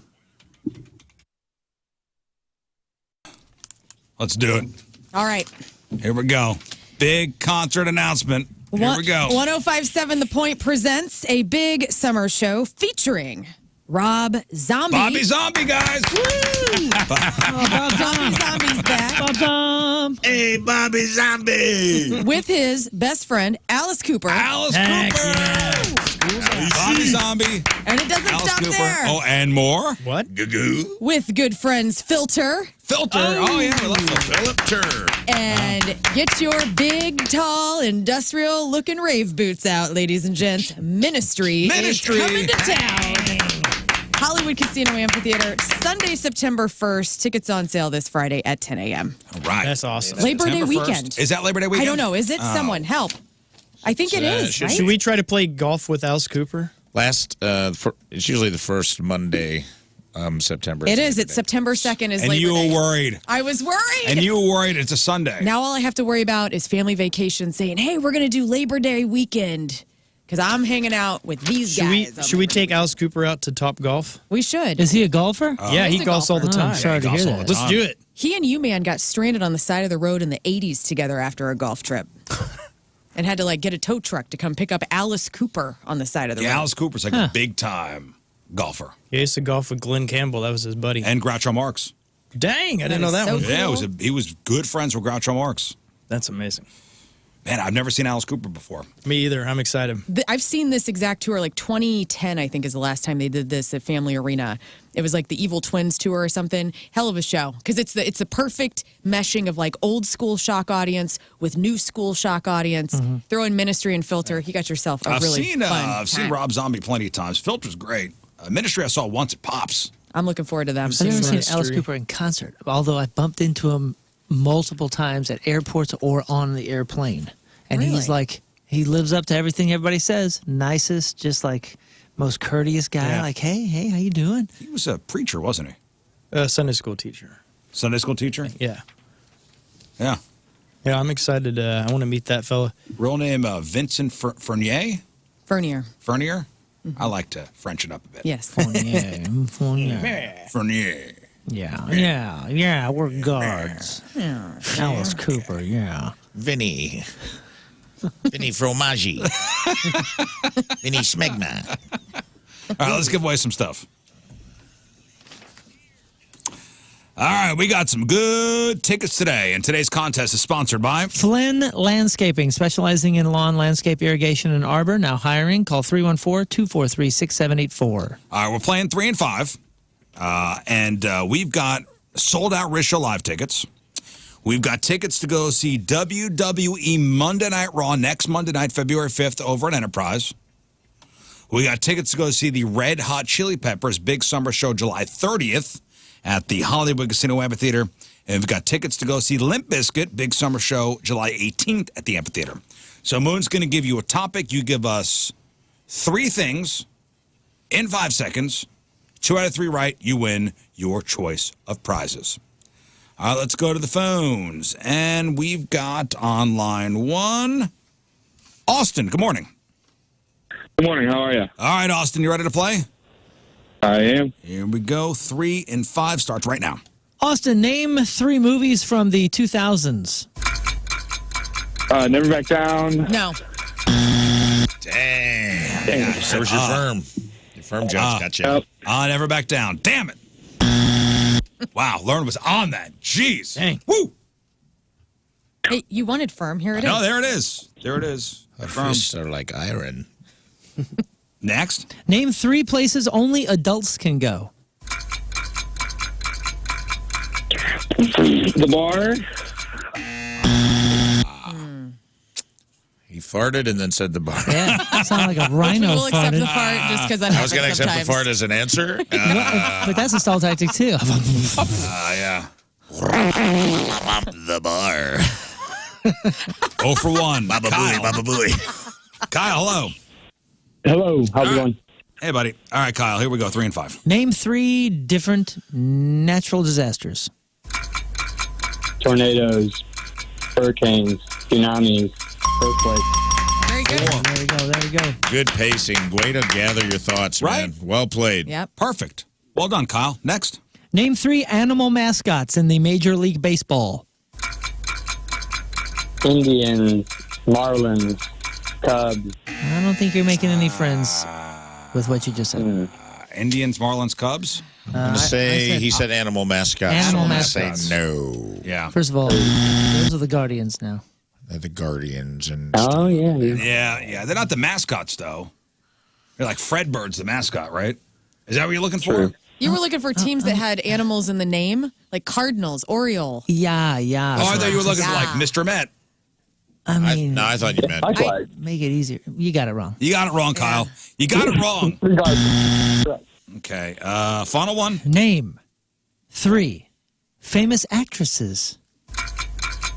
Julia Roberts, Anna Jolie. Nope. Angeline. Angeline. That's actually Ang Lee, and he is a director of Life of Pi. He was a little too casual there, I think. Yeah. He got too comfy. Yeah, The he lube got too kicked comfy. in a little too late. Yeah. Let's see. Angelie. Angeline. Angelina Jolie, I think is what he was trying to find out. Shelby. Good morning. Hey, what to do? Hey, Shelby, let's go. Name 3 things you put on a hot dog. Ketchup, mustard, relish. Perfect. I would argue against ketchup, but I As wouldn't. would I, but we'll accept it. we'll accept. It's wrong, but we'll accept it. Next. Name 3 songs about hate. Nope. Yep. Nope. All right. It's tough. That's a tough one. Yeah. Hate Me was the only one I could think of. These are tough. I'm too positive. These are tough. I like that. These are tough questions. Hot tickets. Yep.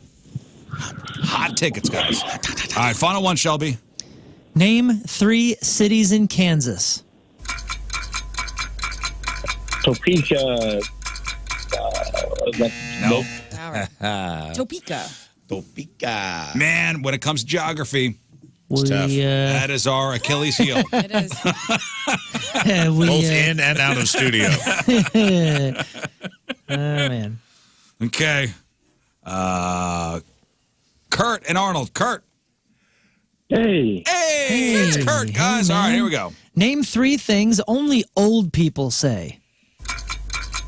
Whippersnapper. Nope. Curmudgeon. No. Snapper was a good one, though. Get off my lawn. Yeah, get off my Both of lawn. those would have worked. Back in my day. Next. Name 3 St. Louis area malls. Galleria, West County, South County. Yeah, baby. All the best. Okay. Yeah. I couldn't do that, I don't think. All right, final one, Kurt. Name 3 brands associated with teenagers. Nike, Adidas, Puma. Sure. Cool kid. That works, right? No. Don't look I'm at me. asking. I mean, you're allowed to give your opinion. It may not count. Nah, or I'm the anything. host. The host is opinionless. Yeah. Okay, yeah. She's the firm Look judge. at me when you're asking He's questions. the something. Was that 2 for Kurt?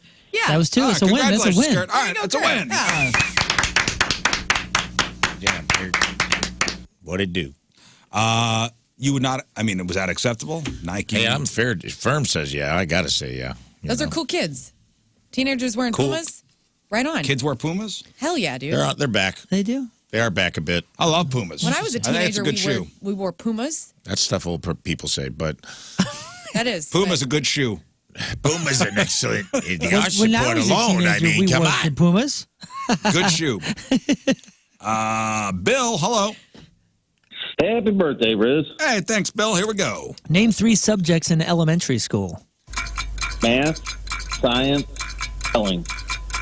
What did you say? Spelling. Spelling. Math, science, spelling. Yeah.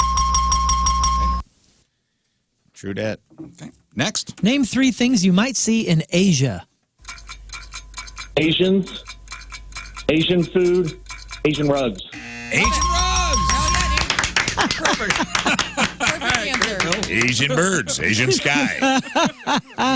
Asian grass. Asian Asian tree. furniture. That is the Yes. right first answer, though. Asian people. Yes, perfect. You will. You see it. You would see it. Ken in Bethalto. Ken, good morning. Good morning. And there he is. Uncle Ken. Here we go. Name 3 Harry Potter characters. Harry Potter, some guy with no nose, and some witch. The guy who shall not be named. And the witch. And Harry There Potter was and a the witch. There were was a several. witch. It's a witches and wizards school. The but- Well, Sorcerer's there's Stone. 3 right there. I mean, witches and wizards. And say Ken, you got it wrong. Next. Name 3 holidays. Valentine's Day, Christmas, and Easter. Yes. Very good. All right, Ken. I think he got away with one there, but I'm going to give it to him. What? His phone cut out. He said something that sounded like an or an but his phone cut out. So Oh, my bad. Oh, it's Valentine's good. Day, Christmas, and Easter. That's what She you said, didn't, right? hey, the I firm heard it. judge. I heard it. The firm judge. All right. My I'm saying, I'll connection be was fair. strong. I'm being fair. I'm saying I'm giving Lern him said one. her I think connection he- was strong. I have a strong connection to Ken. Okay, here we go. Final one. Is this our last caller? Well, Okay. we'll do one more after Ken. All right. Name 3 electronics brands. Panasonic, Sony, RCA. Dude, that was good. All right, Ken, hang on. RCA, dude. When was the last time you saw an RCA? Anyway? Whoa. It was a long I had me time. sweating I there. know. I was getting sweating there. nervous. All right, Lern, pick 1, 2, or 3. 3. 3. Stacy, good morning. RCA. Good morning. All right, Stacy, here we go. Final contestant, 3 and 5. Name 3 high school electives. Shop, auto class, home ec. Yeah. Okay, great. Okay. 1 for 1. Next. Name 3 famous people named George. George Orwell, George Washington, George Bush. Man, Didn't get it. I wanted you to win just for the Georges The you Orwell? picked. Yeah, the Georges you picked. Good Georges. An educated pick. Good Georges, but not in enough time. Georgie. All right, one final one. Here we go, Stacy. Name 3 movies in theaters right now. Anyone but you, Wonka, and Migration. Oh, my God. Oh, my God. Somebody did their homework. That's right. All Finally. right, Stacy, hang on. Oh, Wow. yeah. And that is where listening matters. That's how you end on a high note. Good job, Stacy. We haven't done that in a while. I was so excited. All right, we'll take a break. We'll come back. Moon's got sports, maybe some time for your emails, or a couple, 2, 3 emails. It's 9:18. It is Monday. Traffic and weather. Moon coming at you. Traffic is brought to you by Worldwide Technology Raceway. The biggest race of 2024 is Sunday, June 2nd. It's time to lock in your NASCAR Cup Series tickets now at www.raceway.com. We got 2 lanes blocked due to debris on the road, 55 northbound at Broadway. Your point forecast, there's a lot of fog. Holy cow. Be careful out crazy there. out there. Like we're Look on up the shades. we're on top of Pikes Peak right now. Yep. This is crazy, at least where we are. Now, that is going to be happening throughout the morning in a patchy fog sort of pattern, but sunny this afternoon, high of 53. Right now it's 33 at the Point Studio.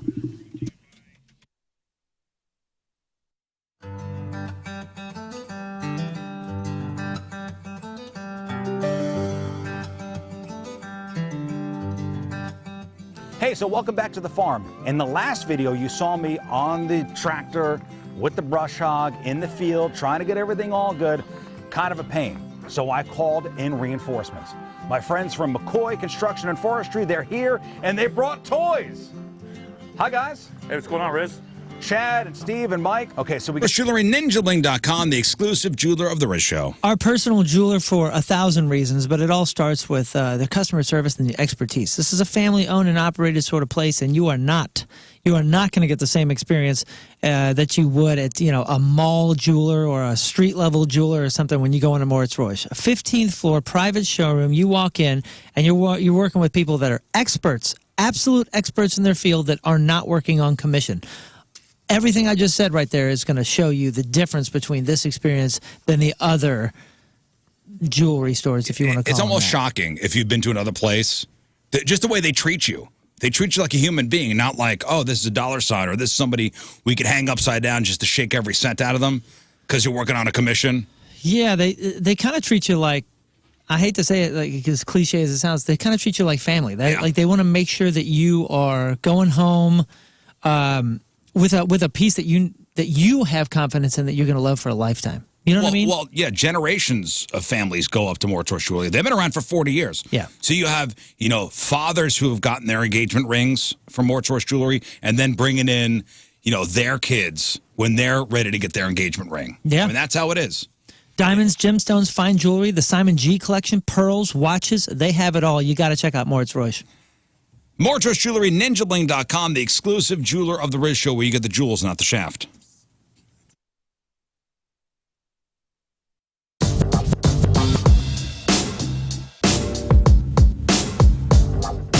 All right, backstage at Point Fest, and for the first time playing our fantastic festival, a rock and roll band that we have come to like quite a bit in the last 6 to 9 months. Gentlemen, it's great to see you from Bad Flower. Welcome to St. Louis and welcome to Point Fest. It's great to have you Thank you very here. much. It's great to be here. So I want Talking into the fart mics. talking into the fart mics, absolutely. The first thing that I just want to kind of cut straight to it. The song Promise Me we're playing right now, and I love it. Thank you. I absolutely love it. When we play it, I honestly feel like it jumps out of the speakers and just, I don't know, man, I think it just sounds great, but it definitely sounds different than the first two singles before it. I'm assuming that was a purposeful move on you guys' part. I think if it was up to me, Promise Me would have been the first single. But there were tactics involved and as to why we went and did it in the order that we did. And I'm glad that we did it in the order that we did because Ghost was such a huge success. And then Heroin, we didn't expect to also be such a huge success. So it was cool to sort of seal that and now come out with our song that is way less on the rock side that everybody knows us to be. Mm-hmm. And it shows more of who we really are, which is a more diverse group. Right. And I believe, if I'm not mistaken, Promise Me went #1 at Active Rock over the week. Heroin went number one. I was like, it did? There we go. Hey, already screwed up this interview. Yeah, no, Heroin is currently number one. We just went there. The reason that I say that is because on the alternative side of things, Promise Me is the one that we are playing right now. Totally. But when you see those kinds of things happen, when you see the song move up the charts and see people start to play it and really react to it, as a young band, I just cannot imagine that sort of feeling.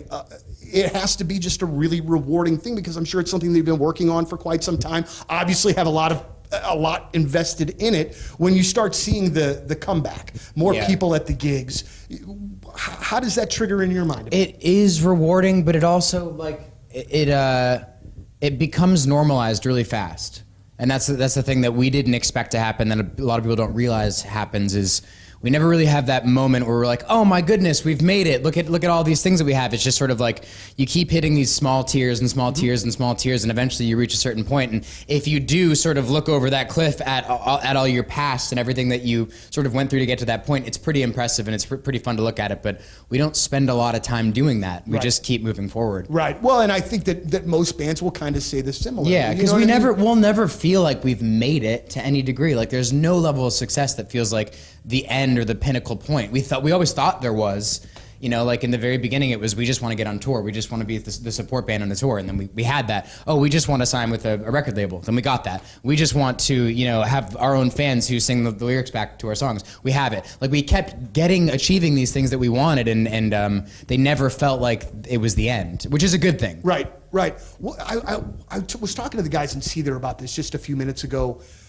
sometimes when you are writing, I've heard from those that are talented enough to write songs, which I am not one, that sometimes they don't like to listen to other things while they write because it unduly kind of influences them. Is that something? Oh yeah, that it's you a real guys thing. as well? For sure. Yeah. It's not that we don't like to listen to other things, but if you do, chances are some little piece of what you've been into is going to be. It's going to be in your new music. It's just the way it is. Like a little chord progression, a little lyric change, like some tiny little thing. It's going to like recycle itself into your new work. So then, do you hear that and go, I was listening to X and X at the time. Yeah. Out. Sure, but we also embrace that. Like if it's not straight up plagiarism or if it's not stealing, it's like it's kind of cool, right? You know, and I'd even admit to that at times. Like listen to this one part in that song, it sounds just like this. Clearly, I was listening to a lot of that at the time. Did I read this? And I could have read this wrong. And if I did, it'll be embarrassing moment number 2 in our Spice interview. Girls? No. Okay. Did you guys record the I Don't Know How But They Found Me record? No, not the record. A choke? I mixed the song. Okay. And I recorded the drums in our house. Oh, okay. The same place where we recorded Heroin, which is also on the radio. Yeah, I just tweeted that. That's because okay. yeah, Ryan was texting me and he's like, "Dude, how cool is it that the song that I recorded in your kitchen is on the radio right now?" And I was like, "Oh, I don't even think you realize, but the same kitchen we recorded our song and it's #1 on the radio right now, and it's kind of cool." There's 2. It was on my drum set too. 2 songs. Did he use your kit? I'm pretty sure he used. He did. The Yeah, toms. yeah. He used his snare. That's right. That's right. I saw those guys 2 weeks ago for the first time. Yeah, it was great. incredible. Yeah, they're such a good band. I mean, it was, and I'm not here to talk about another band. Oh, I'm no, talking about your band, you I know? don't care. But like, it was one of those things where like, where you feel like you're watching something before it gets really big. Mm-hmm. And I have heard people say that very same thing about seeing you guys, not only here today, but in past, or in people that have seen you like in industry things that started last year were like, Tree Service. River City Tree Service has an incredible deal for you right now. All tree services 10% off, all of them for the winter season right now. Now, when I say all services, I'm talking about tree removal, tree trimming, any sort of storm damage that you need.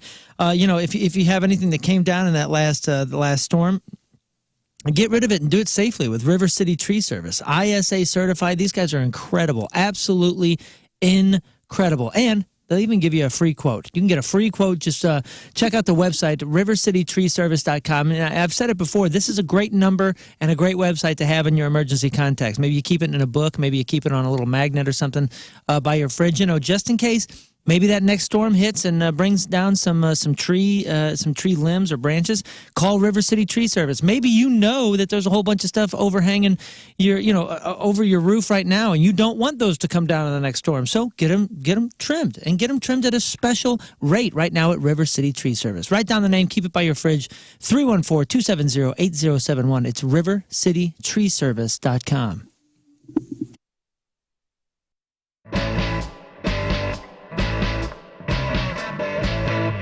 well, here we are, Music Record Shop, and it's Donnie. We've got Giannis, we've got Jimmy, and we've got Alex, our grand prize winner. And quite simply, gentlemen, for the next little while, we're just going to... Earlier, my wife's coming in tomorrow to play the Newlywed Game, and if you have any questions for her regarding our relationship, now's the time to ask. Send us an email, putting in the subject line, Riz wife, so I don't see it. And we'll answer your questions in a true and honest fashion.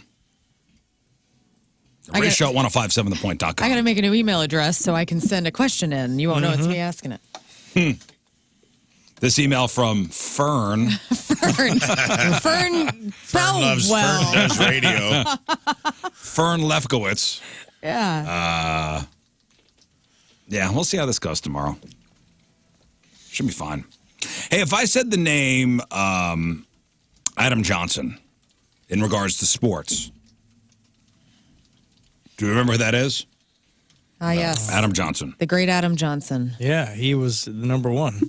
Adam Johnson. Tops. Adam Johnson. Golfer. No. He was the guy who took a skate blade to the neck during a hockey game. Oh, yeah. And wound up dying. Oh, my goodness. We didn't have to set us up like that. Well, no, I'm Yeah. Thanks, boss. Yeah, that was We're sitting here throwing out. that was pretty Sorry. cool. there. Everybody throw out their little joke. and then I'll make sorry. All right. Sorry. Well, finally, it's happening. USA Hockey, and if you have a kid who plays youth hockey, USA Hockey is now mandating neck laceration protection for all players under the age of 18, which I applaud. Yep. Finally, mandating it. All youth hockey players under 18 will be required to wear neck laceration protection. It is the latest development in the wake of the death of Adam Johnson, who took the skate to the neck. The new rule goes into effect August 1st. And I'm like, I was like, why not just make it now? Like, why not now? Huh. They said a timeline accounts for supply chain and production delays with neck guards. I guess there was a run on them back when this first happened, and supply issues are a problem. Okay. The decision announced yesterday comes 3 months after Adam Johnson passed away. Its decision also comes after like USA Hockey's Congress approved the mandate, which also includes on-ice officials under the age of 18 and any 19-year-old players at the boys, girls, or junior level at its annual meeting.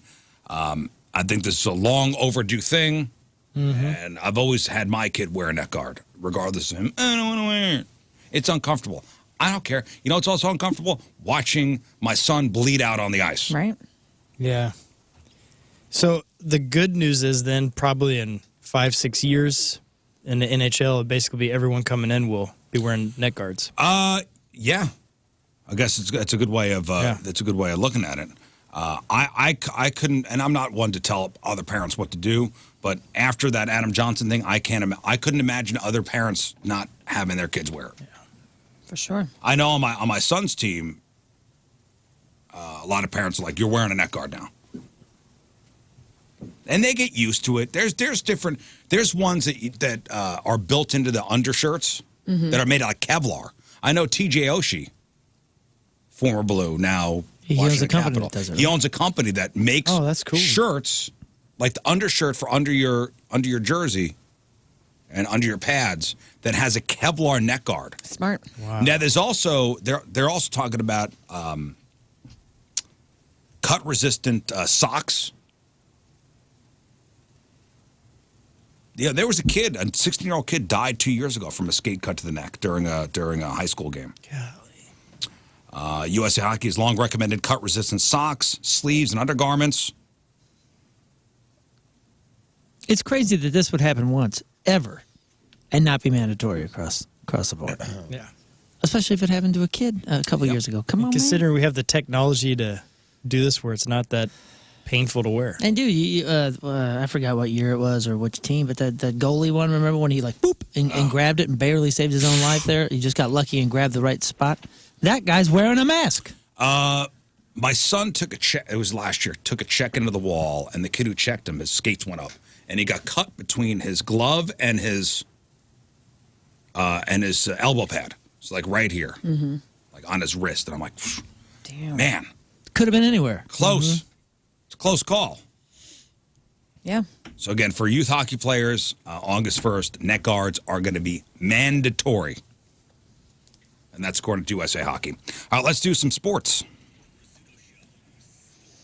All right, Moon, what do you got? Sports are brought to you by DraftKings at Casino Queen. Play, stay, dine at DraftKings at Casino Queen. The Blues got yet another overtime win on Sunday as they beat Los Angeles. Blues defenseman Scott Perunovich exited Sunday's afternoon overtime win, though, with a lower body injury in the third period. Didn't return. No reports since, but hopefully he's back soon because he has 10 assists in the last 14 games. The dude is crushing it.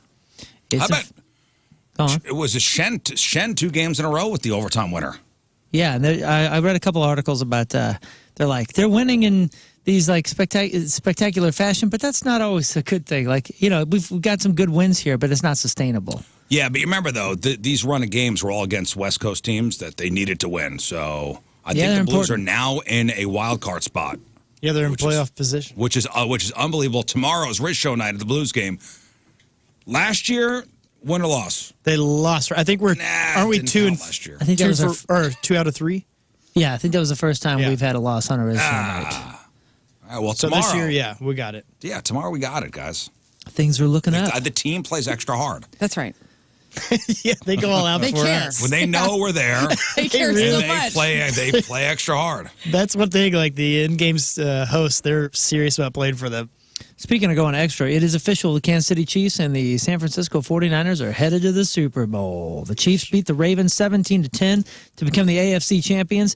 And then the NFC championship, the 49ers came back in the second half after the Lions had a 17-point lead and won 34-31. That was gnarly. And everybody in our house was going for the Lions, but except for me, I was backing the Lions. My heart had them, but I was like, I'm telling you, man, there's something about Purdy and San Francisco's composure. I feel like they may do it, and they did it. Who was the bigger disappointment yesterday? Was it Lamar Jackson or was it Dan Campbell?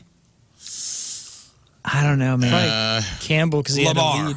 Probably Lamar, because I would say Detroit had already outkicked its coverage. They were playing with house money at that They point. were, yeah. Lamar Jackson, you blew it. And because of you, I am now ineligible for my $15,000 survivor pool. I don't know what his stats were yesterday. I'm sure they were decent, but like, that's his critique is can't win the big one. Yeah, he passed to himself though. So we talked about this. One play. We talked about this earlier. Just like in 2020, the Chiefs and the 49ers are in the Super Bowl. And there's a couple climactic moments from yesterday's AFC and NFC championship games. I got some audio here. Here's some highlights. The Chiefs are still the Chiefs, and believe it, you gotta fight for your right to party! Is that Travis Kelce? I think so. He did that last year. That was didn't he? Taylor Swift, I think. Oh, that was Taylor Swift? Oh, did you hear the big news is she said, I love you on the field. What? Who heard To that? who? To whom? Nobody said that. To Andy Reid. Hot mic. And there it is, the 49ers are going to the Super Bowl! There was a fun TikTok of her face while he was saying that on stage, like her watching him, like, oh wow, that's my boyfriend up there. Was she cringing? That she was a like, little bit.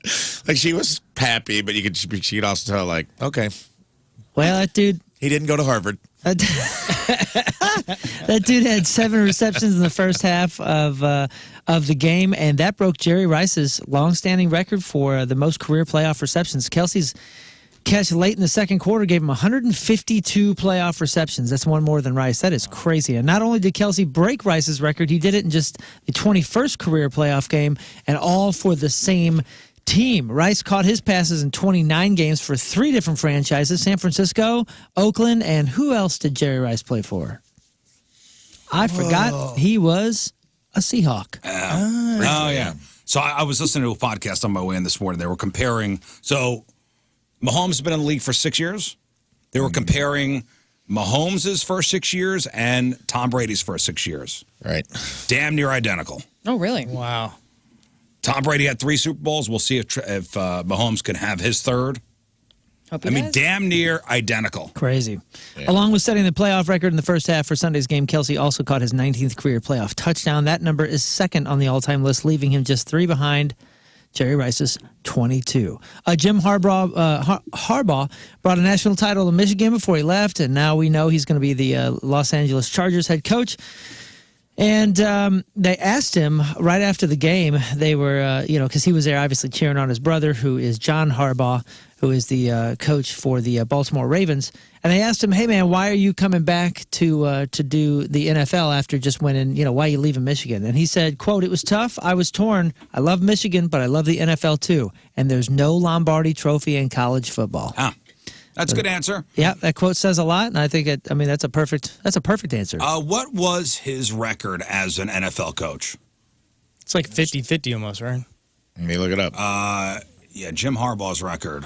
It was good. I think His it was. brothers is slightly better, I believe. I think Jim was way better than 50. 49, 22, and 1. 49, 22, and 1. Dang. So not bad. Okay, never mind. Harbaugh also said that he was very starstruck when he met his new quarterback, Justin Herbert. I'm Moon and Extra Sports because doing the bull dance, feeling the flow, working it. All right, one final break. We'll come back and we'll wrap her up. Fandango is next. Today's wrap-up is sponsored by Jack in the Box. Jack Wraps. A little bit of healthy, a little bit of indulgence, only at Jack. All right, what is the podcast title today? Oh, the Smegma in question. Cheesy penis. That'll get Yes. people to click. Yep. Oh yeah, That's right. Smegma. Guess who has Smegma on the show? Oh, why would you? You know It's what? a fun yeah, game. it's okay. Cast that out there. Let's see. What else you got, Moon? Oh, man, I have Can You Feel the Punk Tonight coming up May 11th. 2 shows, 3 p.m. and 8 p.m. The 3 p.m. is definitely going to sell out first, so if you were considering that, you might want to get on it. That is the Punk Rock Machine. We're punking up all the Disney classics, new and old. It is so much fun. It's a family show, but you don't have to have kids. You can come alone and have as much fun as you want. It is an awesome show, and yes, the Star Wars Legion, the 501st, they're going to be there. They're going to be there. Oh, yeah. Excellent. Oh, yeah. All right, Lern, what else? My band is playing the Celebration Day Soundcheck Party at the Pageant on February 22nd. It's a Thursday. $10 gets you in. We're going to do like a full set of 60s and 70s covers, and then Celebration Day will essentially be hanging out the whole time and play like a couple of their songs for Led Zeppelin, which is happening the weekend after. You can go to thepageant.com for that. Cool. Rafe. Follow me on the social medias at IamRafeWilliams.net. That's it. Did you change that recently? Or? .gov. Cool. .gov. .edu. Wow. Instagram, TikTok, all that. Oh, patty whack. Yeah. TikTok patty whack. Okay, King Scott. Word. Here we go. Yes, I got headshots yesterday. So if there's local film like groups out there that are going to film something, let me know. I'd love to audition. Get in some films here in town, and also make sure to follow me because tomorrow is something pretty exciting going to debut on the socials. Wow. Goose Day. We'll do that. So go to King Scott Rules. Follow me on all socials. And again, Venmo. We're almost to 1 million followers, so $1 to follow. It's very fun. Follow me on Venmo. Yeah, Who's Goose dating Day. tomorrow? We'll tell you about it. Yeah. It's going to be cool, man. You didn't know? Happy Goose Day? Yeah, happy Goose Goose Day. You're going to find out Also with tomorrow. What are you Goo. doing? I'll find out with the All rest right. of everybody. And also with Goo. Once again, thank you guys for buying your Riz Show Live tickets. Riz Show Live sold out. Beautiful. Excellent. Tomorrow is Riz Show night at the Blues game. There still are some themed tickets available for that. Go to the Points website to get in. And there's going to be meet and greet tomorrow, and I don't have any details. I'm sure Yeah, we will send you some kind of We should have message. details today. Usually they'll email that stuff out, and whatever we find out, we will let you know tomorrow during the show. So tune in, dark and early, 6 a.m. Yeah, at some point they'll let us know. But check your email. I'm sure they'll email you all the instructions. But we'd love to see you guys tomorrow night as we take over the Blues game. Tomorrow my wife's going to be here, so make sure you tune in for that. And that's it. All right. Good. We leave you with a selection from our Teamers Member of the Day, brought to you by Hot Shots, St. Louis home for Blues hockey. From Sullivan, Missouri, Chris Fisher is